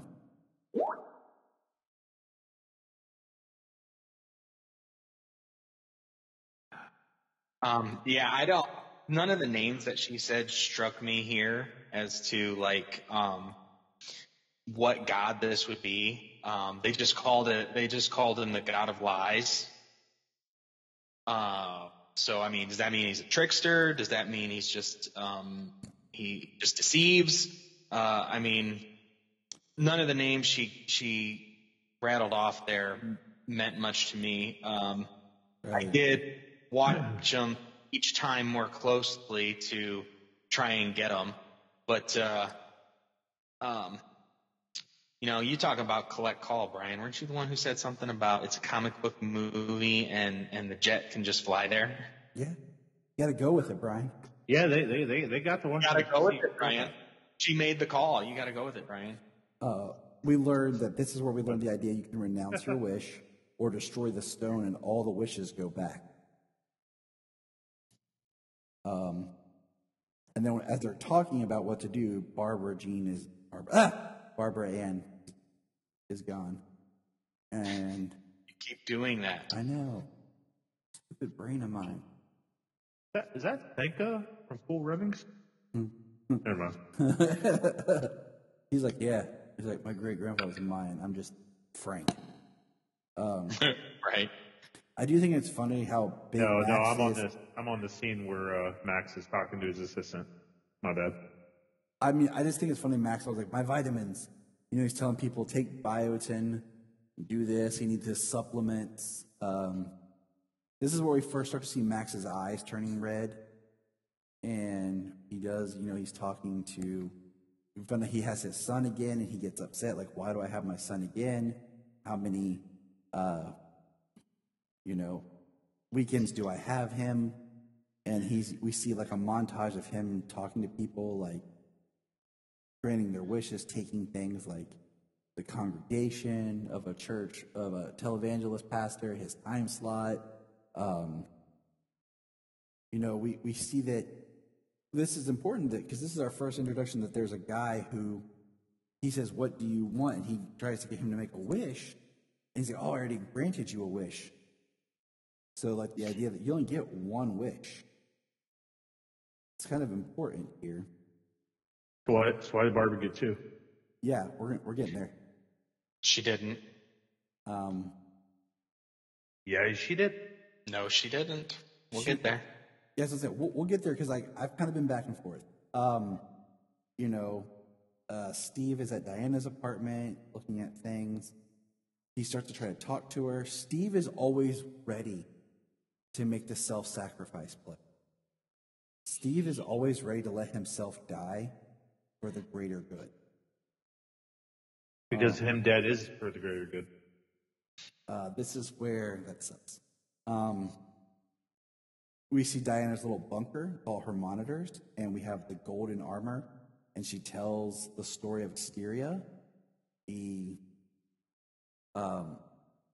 When the Amazons were led by Hippolyta and fled, that Asteria had the armor made of all the Amazonians' armor to hold back men And I mean, it always kind of does suck the way like they talk about men as like these horrible people instead of just man's world. Yeah, well, I mean, the Amazons, what they dealt with, they had a very, very unfortunate dealing with early man, with primitive man. And I mean, the flashback here, you get a nod, you get a 300 nod. These guys look like Spartans. Yes, and she's like in a. It's weird because like she's holding, like she's fighting them, but they're like basically all around her, and she's just kind of like bunkered into the wings of the armor. Yeah, it's like they were showing the part where she's like drawing the fire so everybody can escape, and then after that is when she kind of, breaks free and escapes herself. And, which and we see that story is told to her by Diana wrapping the lasso around Steve and saying that not only does it make you tell the truth, it forces you to see the truth. So this is the true story. And next thing you know, Maxwell Lord is talking to the POTUS, makes the POTUS grant a wish. Maxwell Lord says, look, operate, I'm like a small country. No taxes, no laws. And he learns about the satellite. Which I would have liked if they would have just snuck a little thing in here like the satellite system is Brother Eye. Yeah. I mean, you already dropped Bialya. Thank you. Why make like the Star Wars Bialya, Simon Stagg. You make the Star Wars reference that no one's going to understand because no one knows that there was actually a device put in space called Star Wars. Everyone's going to think about the movie. So why not just call it the Brother Eye program? Yeah. I mean, it's a DC comic book movie. And then we get, so Max is in the White House. And this is where Diana and Steve sneak in from one of the people that Diana knew from the museum. And they get Max with the lasso. That's what I think is interesting. She has the lasso around Max, but she doesn't use it to like force him to see the truth or whatever. And Yep. This is when they start shooting bullets, and she gets shot. She gets hit, and then Steve grabs her, and grabs like a metal tray and like blocks the bullets and saves her. Grabs a sword, and she's like, no, don't use that because they don't know what they're doing. It's not their fault. And then we get the pulled a Michael Keaton from Batman. He got nuts. We see, I do like her doing the lasso spin, blocking the bullets. And then Steve, he handcuffs to Max, and Max says to him, what do you wish for? Do you want to be a real boy? I thought that was kind of interesting. So Steve could have wished, to be a real boy, be himself again.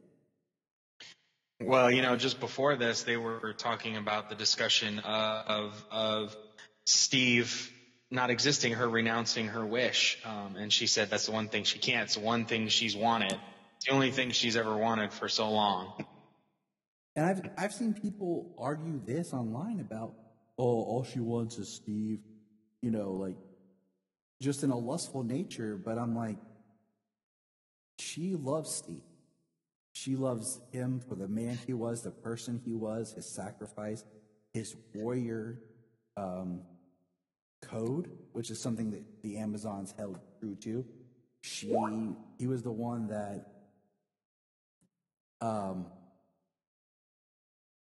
showed her the world, introduced her to everything, and then he died. And if you think about it, she never got to say goodbye to Steve. Because that whole scene where he's saying goodbye to her, she's disoriented from her battle.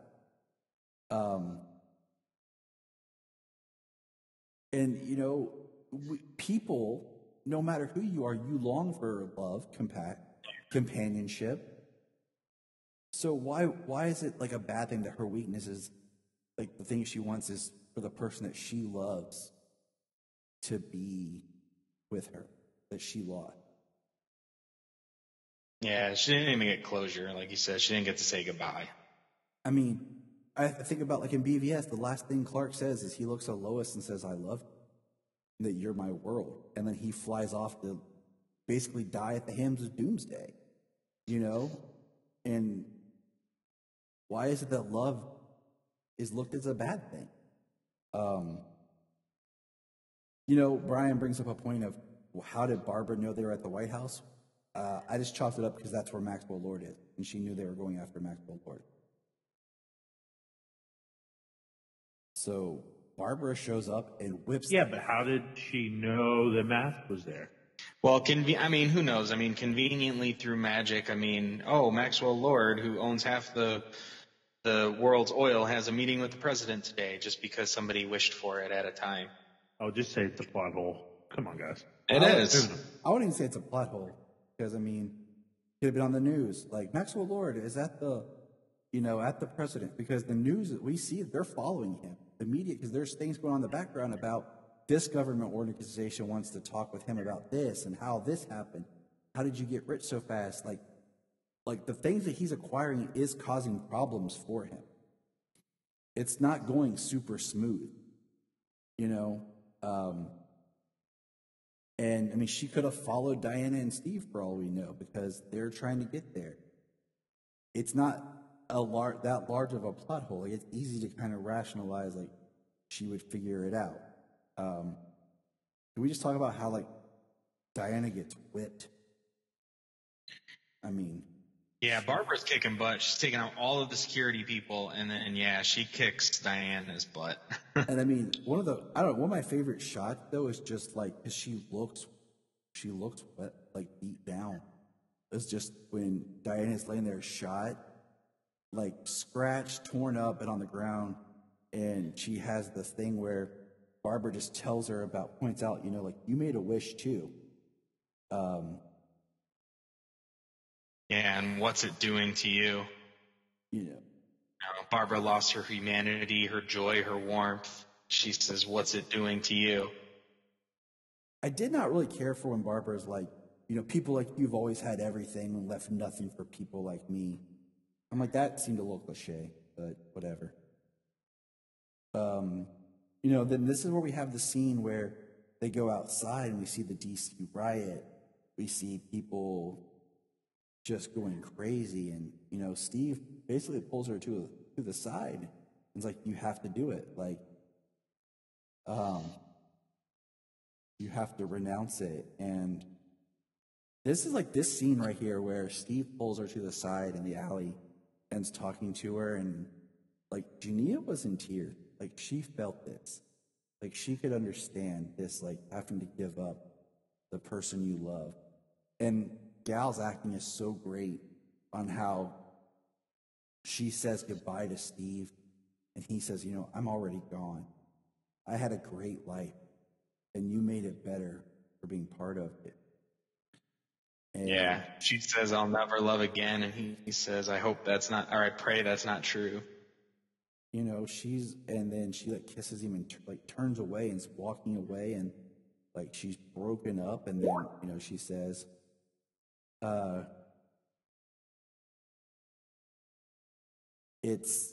it breaks you up, because that's when she like denounces her wish, and she yells out that, like, you see it, like, she just says, I denounce my wish, and you see her start to heal. And like, she screams, she starts running and then screams as she throws the whip, and you just feel it. You know, and Bryan has a point here, because, you know, he wants to be quiet, thunder here, that, you know, he threw in the chat that his friend said that. Well, being the deaf guy, I don't know when to talk because I can't read your lips. Just jump in and throw us a flare. But I'm going to read your quote here. You know, your friend Christina said that she thought this movie more about sisterhood and friendship, with Barbara turning sour. How Diana misses her sisters from home, her family, and the friends that died and she got lost. Not just Steve. She felt Steve should have been done. This should have been about sisterhood. And I can agree with that. I am sad. Like, I would have almost preferred Maxwell Lord to have been more of like the behind villain, and had it be an adventure, like Barbara right there with her the whole time. you know, and kind of Diana seeing slowly, like, Barbara losing her humanity, but fighting side by side like sisters.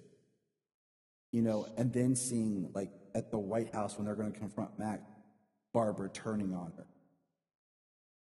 Like, Yeah, like what I wanted to get a female point of view, so I asked my my friend Christina, because she's a comic book nerd too, and she was like, you know, she was like, what I expected from this movie is to see Wonder Woman kicking ass. Like she's like, I wanted to see women empowerment.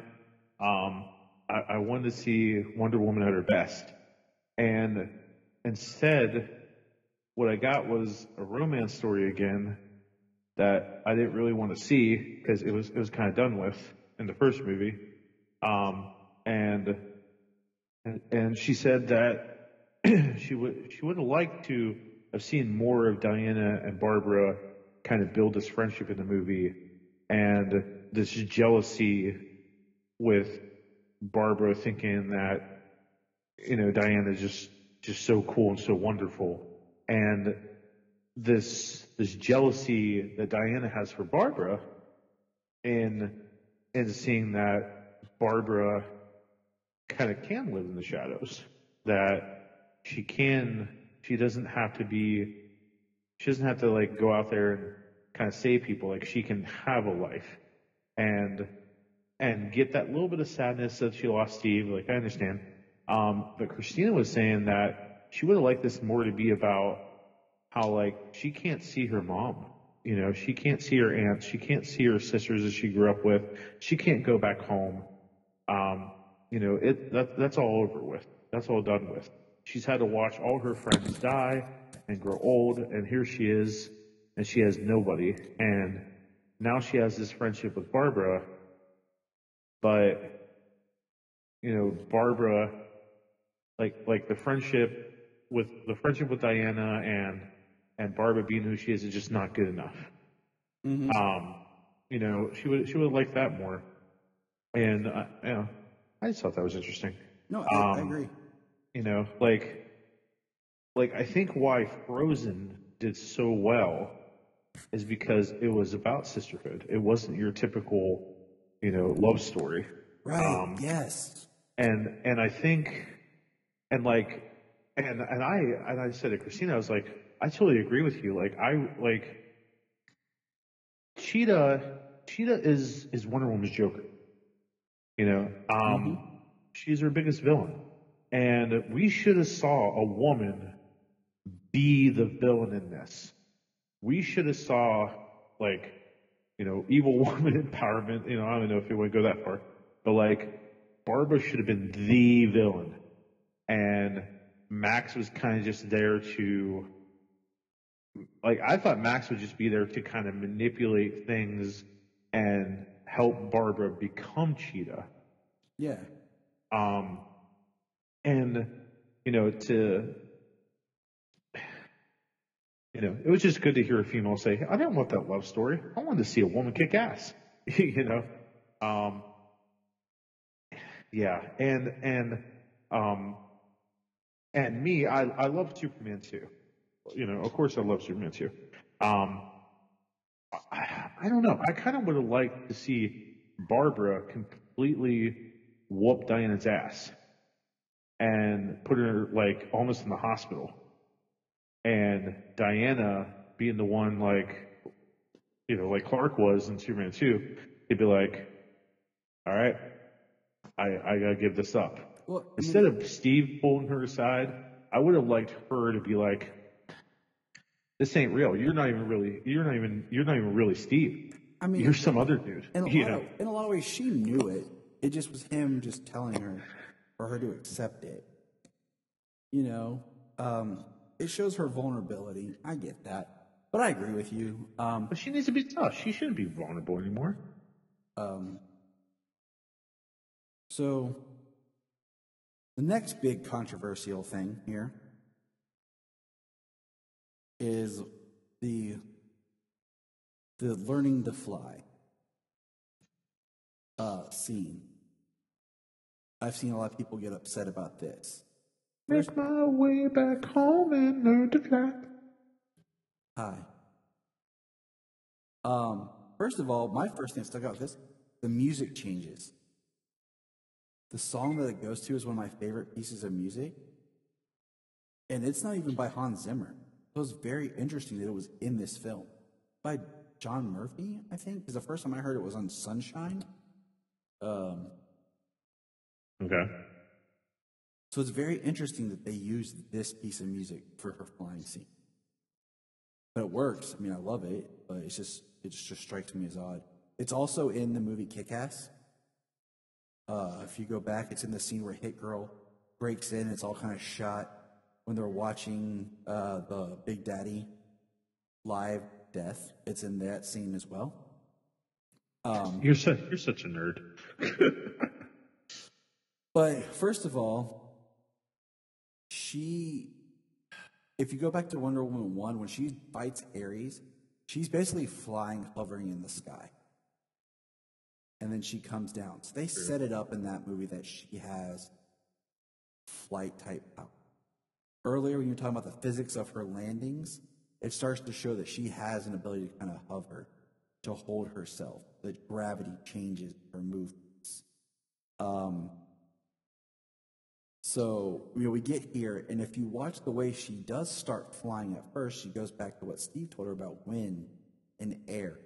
But she uses her whip kind of the way like Thor uses his hammer. She throws the whip, spins it, then pulls herself for propulsion, and it's like she keeps building on it. She's just like learning more and more how to, fly. And she does lasso a cloud. There was no church there. Sorry, James. No, it's the church steeple. There's the church. Yeah, it's the church steeple. As soon as she's running, she hits it off the church steeple, and then she swings up to a plane in the sky. That's the two things she gets off of to go up. That she lassos to propel herself up into the sky. First off of the church steeple. I'm watching this clip right now, where she's you gotta learn how to ride the air, how to catch it. I'm telling you, she lassos a cloud. There's no plane in there.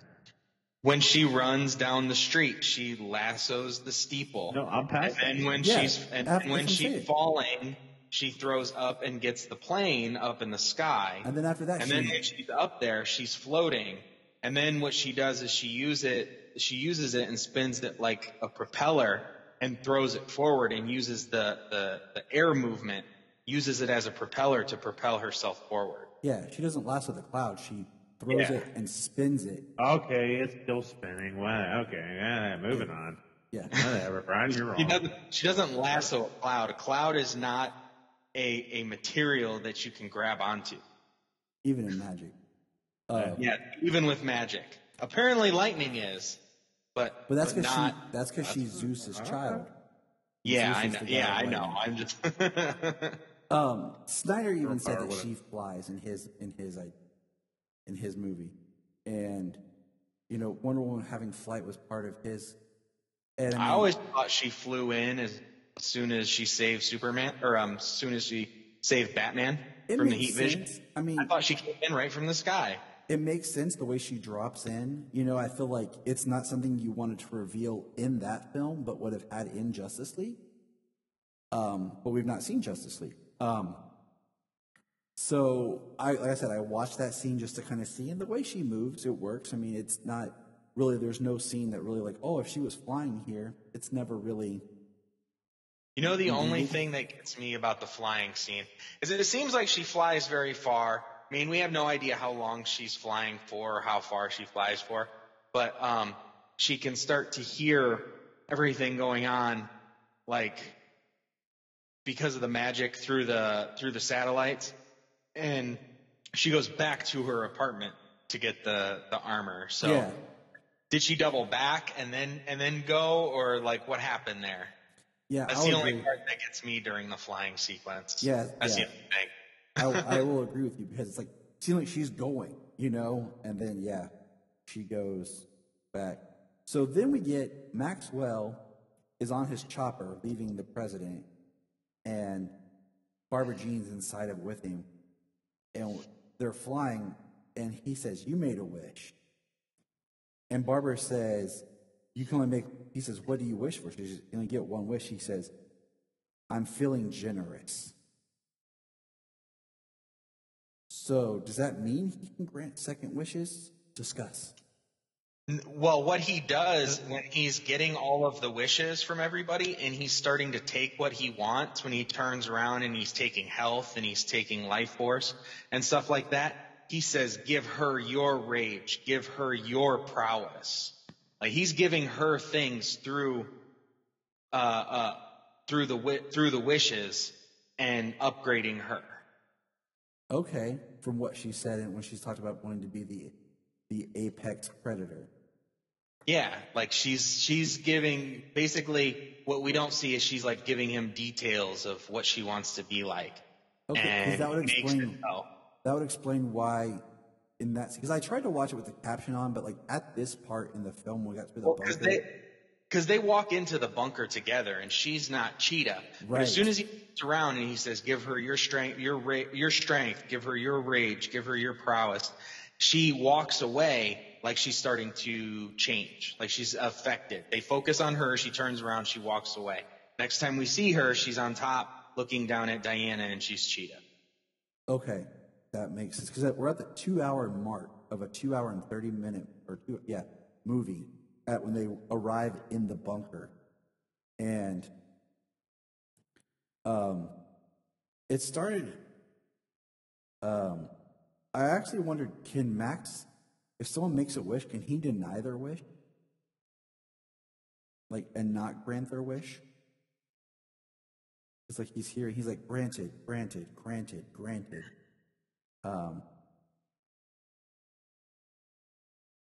But how did you guys feel about the whole, like, touching people through, like, this technology? It didn't make sense. Like I like James's explanation about how she became Cheetah. So you're saying instead of taking stuff for himself from all those people, like he's giving it instead to Barbara. But that's how he's giving her a wish. Yeah, he gave her what she needed for what she wanted to be, and he kept everything he took everything that he needed. Okay. I'm seeing where he's like, it's all yours for the taking, and like, he's overacting, being okay. He's like, I take your health and your strength. Give her your, okay, yeah. James, I think you're right. Good job, James. Good man. I take your life force, give her your rage, give her your prowess. I'm taking a bow. You can't tell, but I'm taking a bow. Yeah, you're right. Yeah, James, take a bow. You're right, man. That's how it works. Fix that loophole. My man. So then, Diana, she's arriving. We see she's wearing the golden armor. She swings in. And I think, part of it is with the golden armor, she shows up. And then that's like you said, we see Cheetah and full-on Cheetah looking down at her. And she says, "Barbara, what did you do?" And what did you guys think of Cheetah's look, first of all? She looked great.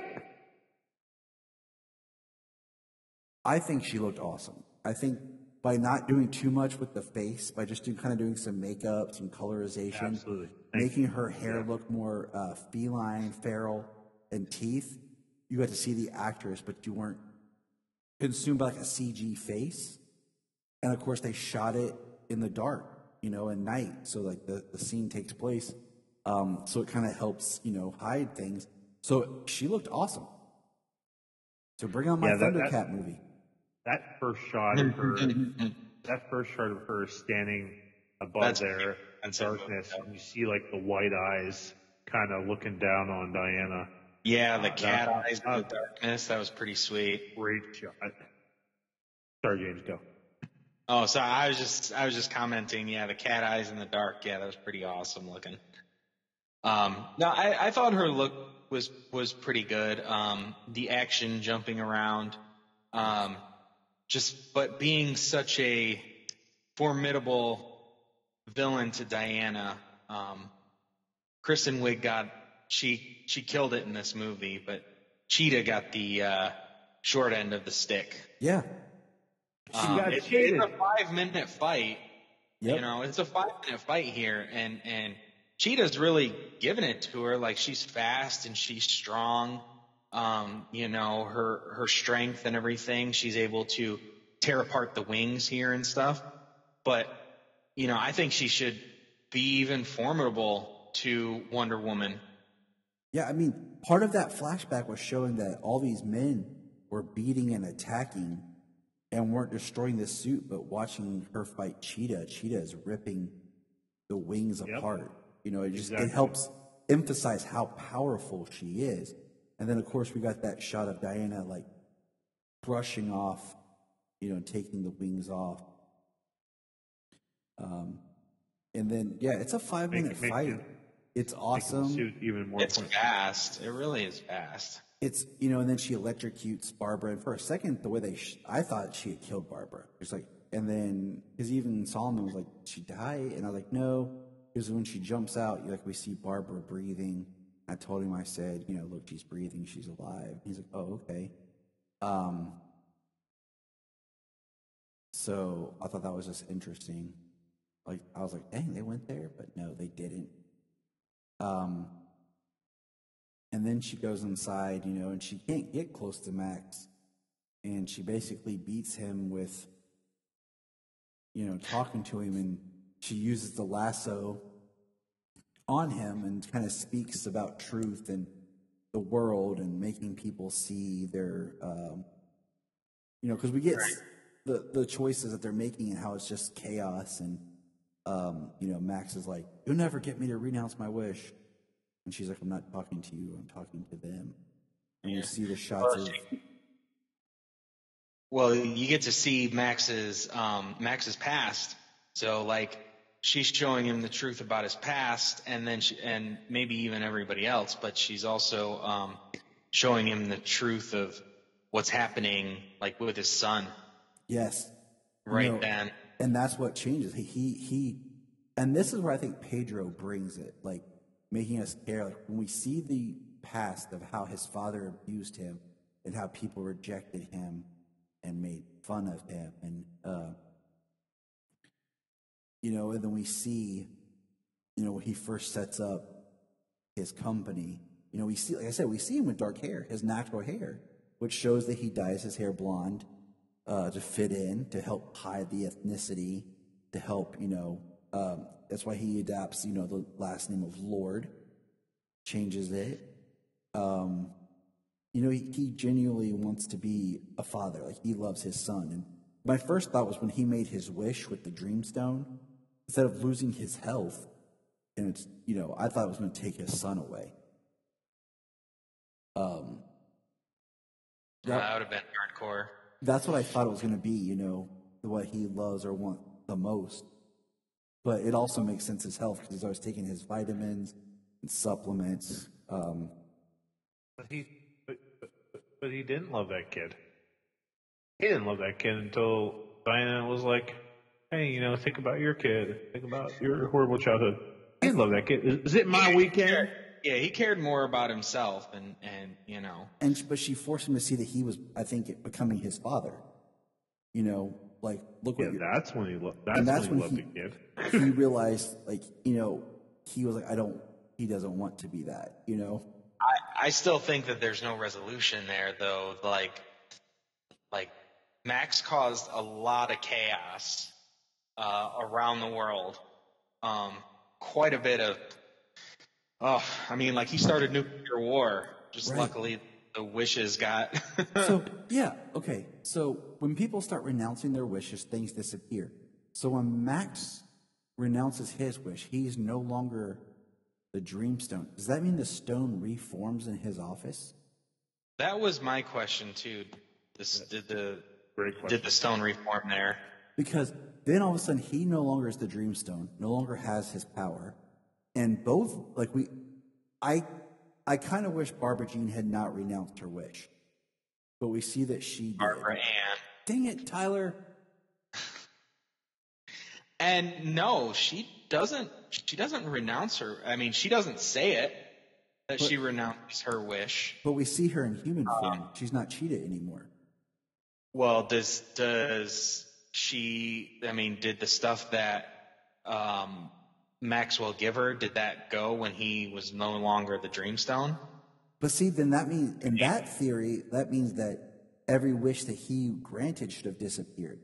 So that's yeah. So then people wouldn't have to renounce their wish because he no longer had that power. What he took and gave, those weren't wishes.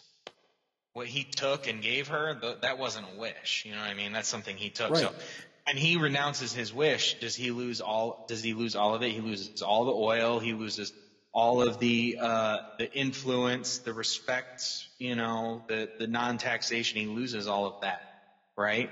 Well, that would be like, wouldn't that also be like when people renounce what they wish, because then they would have got that stuff back? So like when the president Diana renounced her wish, she got her powers back. Exactly. So when the president renounced his wish, he got his influence and his power that Max took from him. When the guy, I think that would have gone. I think that would have gone back as soon as Maxwell renounced his wish, because everything he took is no longer his. Did that man lose his coffee? Well, I think his coffee was gone a long time ago. There's evidence on both sides. You know what I'm saying? Like, there's just like at the end. I mean, he did renounce his wish. The president renounced his wish. Yeah, and but apparently everybody do, because they all fell for speech. There you go, guys. That's how she can come back. Because Max renouncing his wish gets rid of every wish that he granted, but Barbara never retracted her wish, so she could still have power, those abilities, just minus Cat Lady. Okay, I mean, because we never see any resolution with her, or what happens to Max, or with Max. Yeah. Honestly, I think if Cheetah were to come back, say in the third one, I think she would want to get some kind of power again, and it could even go to a Cheetah God power instead of Barbara's real origin, where she goes and does her archaeology thing, and she finds the just like Juggernaut, you know what I mean? Oh Jesus! Yeah. It was from another culture. It was the another African deep tribe. power. Yeah. So we get a great scene between Max and his son when he finds Alice there, and he basically admits to his son, "I'm a loser, and I hope that he says, I love you. I hope you can love me." And Alistair just says, "I love you because you're my dad." That's it. Like, which is great. So how did you guys feel about the reuse and the repurpose of A Beautiful Lie? A Beautiful Lie in a truth speech. Yeah. The music, the music, A Beautiful Lie. Play it during her. That's what I'm saying. What did you think about having that back? Like, I loved it. That's my favorite song, like, track from that album. And like, Max is talking about, we want more. Take it. Why not more? He's selling the beautiful lie. Yeah. And Diana's bringing the truth. And it's interesting that song, I'm listening through the score right now, but that song isn't on there listed as A Beautiful Lie or Beautiful Lie, not it's Beautiful Lie. But I liked it being back because it's a great piece of music. Oh yeah, I mean, I like it. I like the whole correlation. They played it during this whole speech. Yeah, it was really good.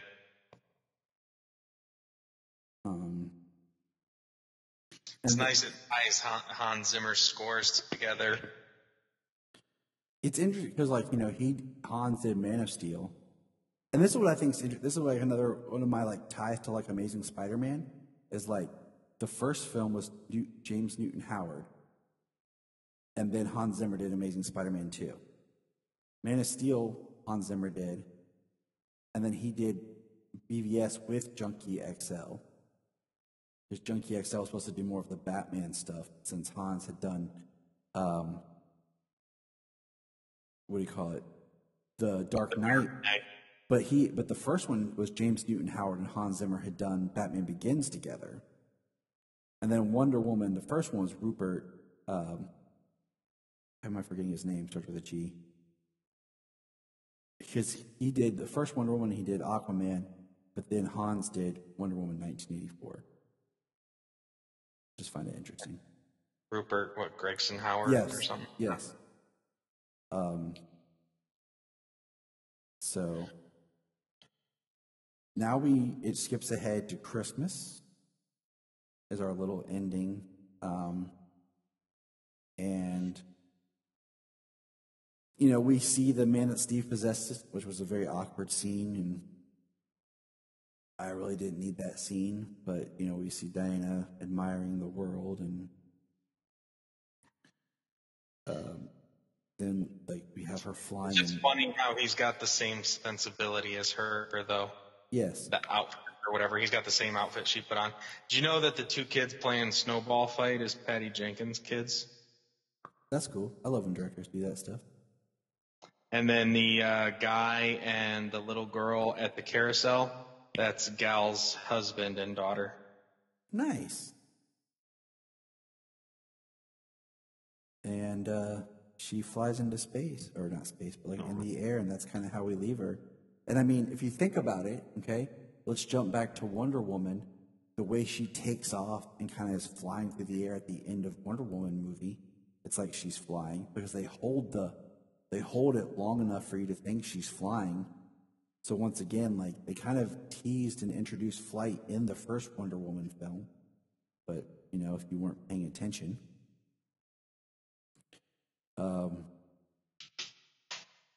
And then we get a mid-credit scene. Boys. Now, this mid-credit scene, I mean, she literally just turns, delivers a line, and then she winks at the camera. This is complete fan service. Like, people were talking about, like, Luke being fan service in The Mandalorian. Like, they didn't even say Luke Skywalker. They didn't say his name. He just showed up, gave his little spiel, and then they left. It was all about the parting of father to son, basically, for Mando and Grogu. And, like, that kind of fit, you know what I mean? Mm-hmm. That 100% fan service. And I still thought it was kind of cool. Well, I mean, she's Asteria. Yeah, that's what made it cool. You know, the fact that she was the greatest Amazonian warrior who wore the golden armor, and the idea that she survived that, and she's in the world somewhere. And, like, her outfit kind of parries what Gal was wearing in her final scene. Well, she's got like the same golden bracelet that Gal has when she is hugging Steve. You can see it when she puts her arm up and catches the beam. Yeah, she's wearing her bracelets from the old show. And if everyone's like, what? It's Linda Carter who played Asteria. I loved it. It was fan service. It also makes it cool that there's kind of like, she's out there in the world too, so is Wonder Woman. Yeah. It's really cool that she is an ancestral Amazon character, you know? Yep. That she's not just some kind of random, I mean, she is a random character, but, you know, still, like, she's this ancestral Amazonian character, just basically lost to legend. Lost awesome. to history. And here's a question for you. Do they ever say Wonder Woman in any of the films? Does anyone ever call her Wonder Woman? No. Mm-mm. Not that I've heard. Exactly. We have BVS, Wonder Woman, and Wonder Woman 1984. And I don't think anyone's ever called her Wonder Woman. But Lex Luthor made her a logo. All right, boys. On a grade scale, what do you rate this movie? What, a letter grade scale? Yep, a letter grade scale. I'd probably give it a B minus. I loved it, but there are certain things. I mean, it's magic. You just have to go with it. There's some holes here or there. Like I said, it's magic. You don't have to explain it to me. I get it. It wasn't as good as the first one, but I still loved it. I had a lot of fun with it. Some things I would have liked to see done differently. Not the movie I thought it was going to be. Yeah. But that's not really how I grade movies on what I thought it was going to be. I grade movies on what they are. And that's why I always try to see them twice, at least, when they're this kind of important. Yeah, I give it like a B minus. Earlier I was thinking maybe like a C plus, but I was like, it's a B minus. Bryan? I give it like a C minus. Go watch it again. I just go watch it a second time. Just said no, you were talking. That's in the background. Like actually watching. I read subtitles while you guys are talking. Yeah, I watched it twice. Yeah. Wonder Woman 1 was much better. I really think that if they do, Wonder Woman 3, that we need to get out of the past. I really think we need to get out of the past. Contemporary. I think it'll be contemporary. It should be post Justice League. Oh, absolutely. Because, I mean, you got your tier 1 movies, your BVS and Man of Steel, and your, quite possibly Wonder Woman, and then you got your B tier movies of like Shazam and Aquaman, and some would argue Birds of Prey in there, and then you've got your Suicide Squad, and we haven't seen Justice League yet, so. It's just the thing about doing movies, with a timestamp and being in the past, like if you're making movies in modern time and you have something big as, Egypt, part of Egypt having a wall around it, people getting their wishes granted, much catastrophe, whatever, and then nothing gets referenced in the future. Like it should have been a smaller story of just her and Barbara. Yeah. Yes. A personal story, like the Wolverine. Yeah. Yes. I was usually the second movie of a trilogy tends to be the most personal for the hero. Yeah. Superman 2, Spider-Man 2, The Dark Knight. Yeah, it's I don't know. I feel like Cheetah, got cheated. It's just it was good, but it could have been better. I agree with like the B minus. I don't. Yeah, I think if it would have been more. Sorry, go ahead. No, you're fine. I just think it could have been a little bit more like I would have liked the sisterhood themes. Yeah, and just there's some parts I was just like the muckiness of Steve's return in that scene just kind of like really makes it awkward, and then being like the possessing a dude kind of thing. But so if I'm looking at my ranking of the 9 released DC connective film, that includes Justice League being number 9 in my ranking. This falls in as number 6. That's where I've placed it on my list of films. So 6 would be Wonder Woman 84, 7 Birds of Prey, 8 Suicide Squad, and Justice League. Oh. Yeah, that would be my bottom right there as well. That's fair. That's very fair. All right, boys, let's clock out of here. We're at the past 2 hour mark. I told you, we've almost talked as long as the movie. We could have done a commentary. Told you, boys. Like I said, that's why I've watched the movie a second We time. nearly did. We went kind of beat by beat. Well, it was easy to make some awesome notes when you can sit there and watch it, Right. at home. Yeah, I can't wait to go tomorrow to go see it in the theaters, though. That's going to be really cool. And then James' message is like, boys, I've changed my mind. No, I don't think it's going to go. I don't think it's going to change. I don't think it's going to change like placing or anything. I definitely want to support it in the theater. I want to see it on the big screen like I would have originally anyways. Yeah. I'm kind of bummed that they didn't do like anything like when you played it at home, like it had trailers for like, I was hoping that maybe we would get the trailer for like Mortal Kombat or some of the other like movies on the Warner Brothers slate. Like, and make it a little bit bigger of a deal when you watched it at home, like it played trailers. I would have liked that, but yeah, just remember. Well, it didn't do too bad this weekend, considering all things considering. 85 million worldwide, I think. Yeah, it was like 16 something domestic. And New York and California still aren't open all the way, are they? No, I don't believe so. So the two Michigan's biggest not even opening. Yeah, the two biggest markets for theaters aren't even open. So we will we'll see.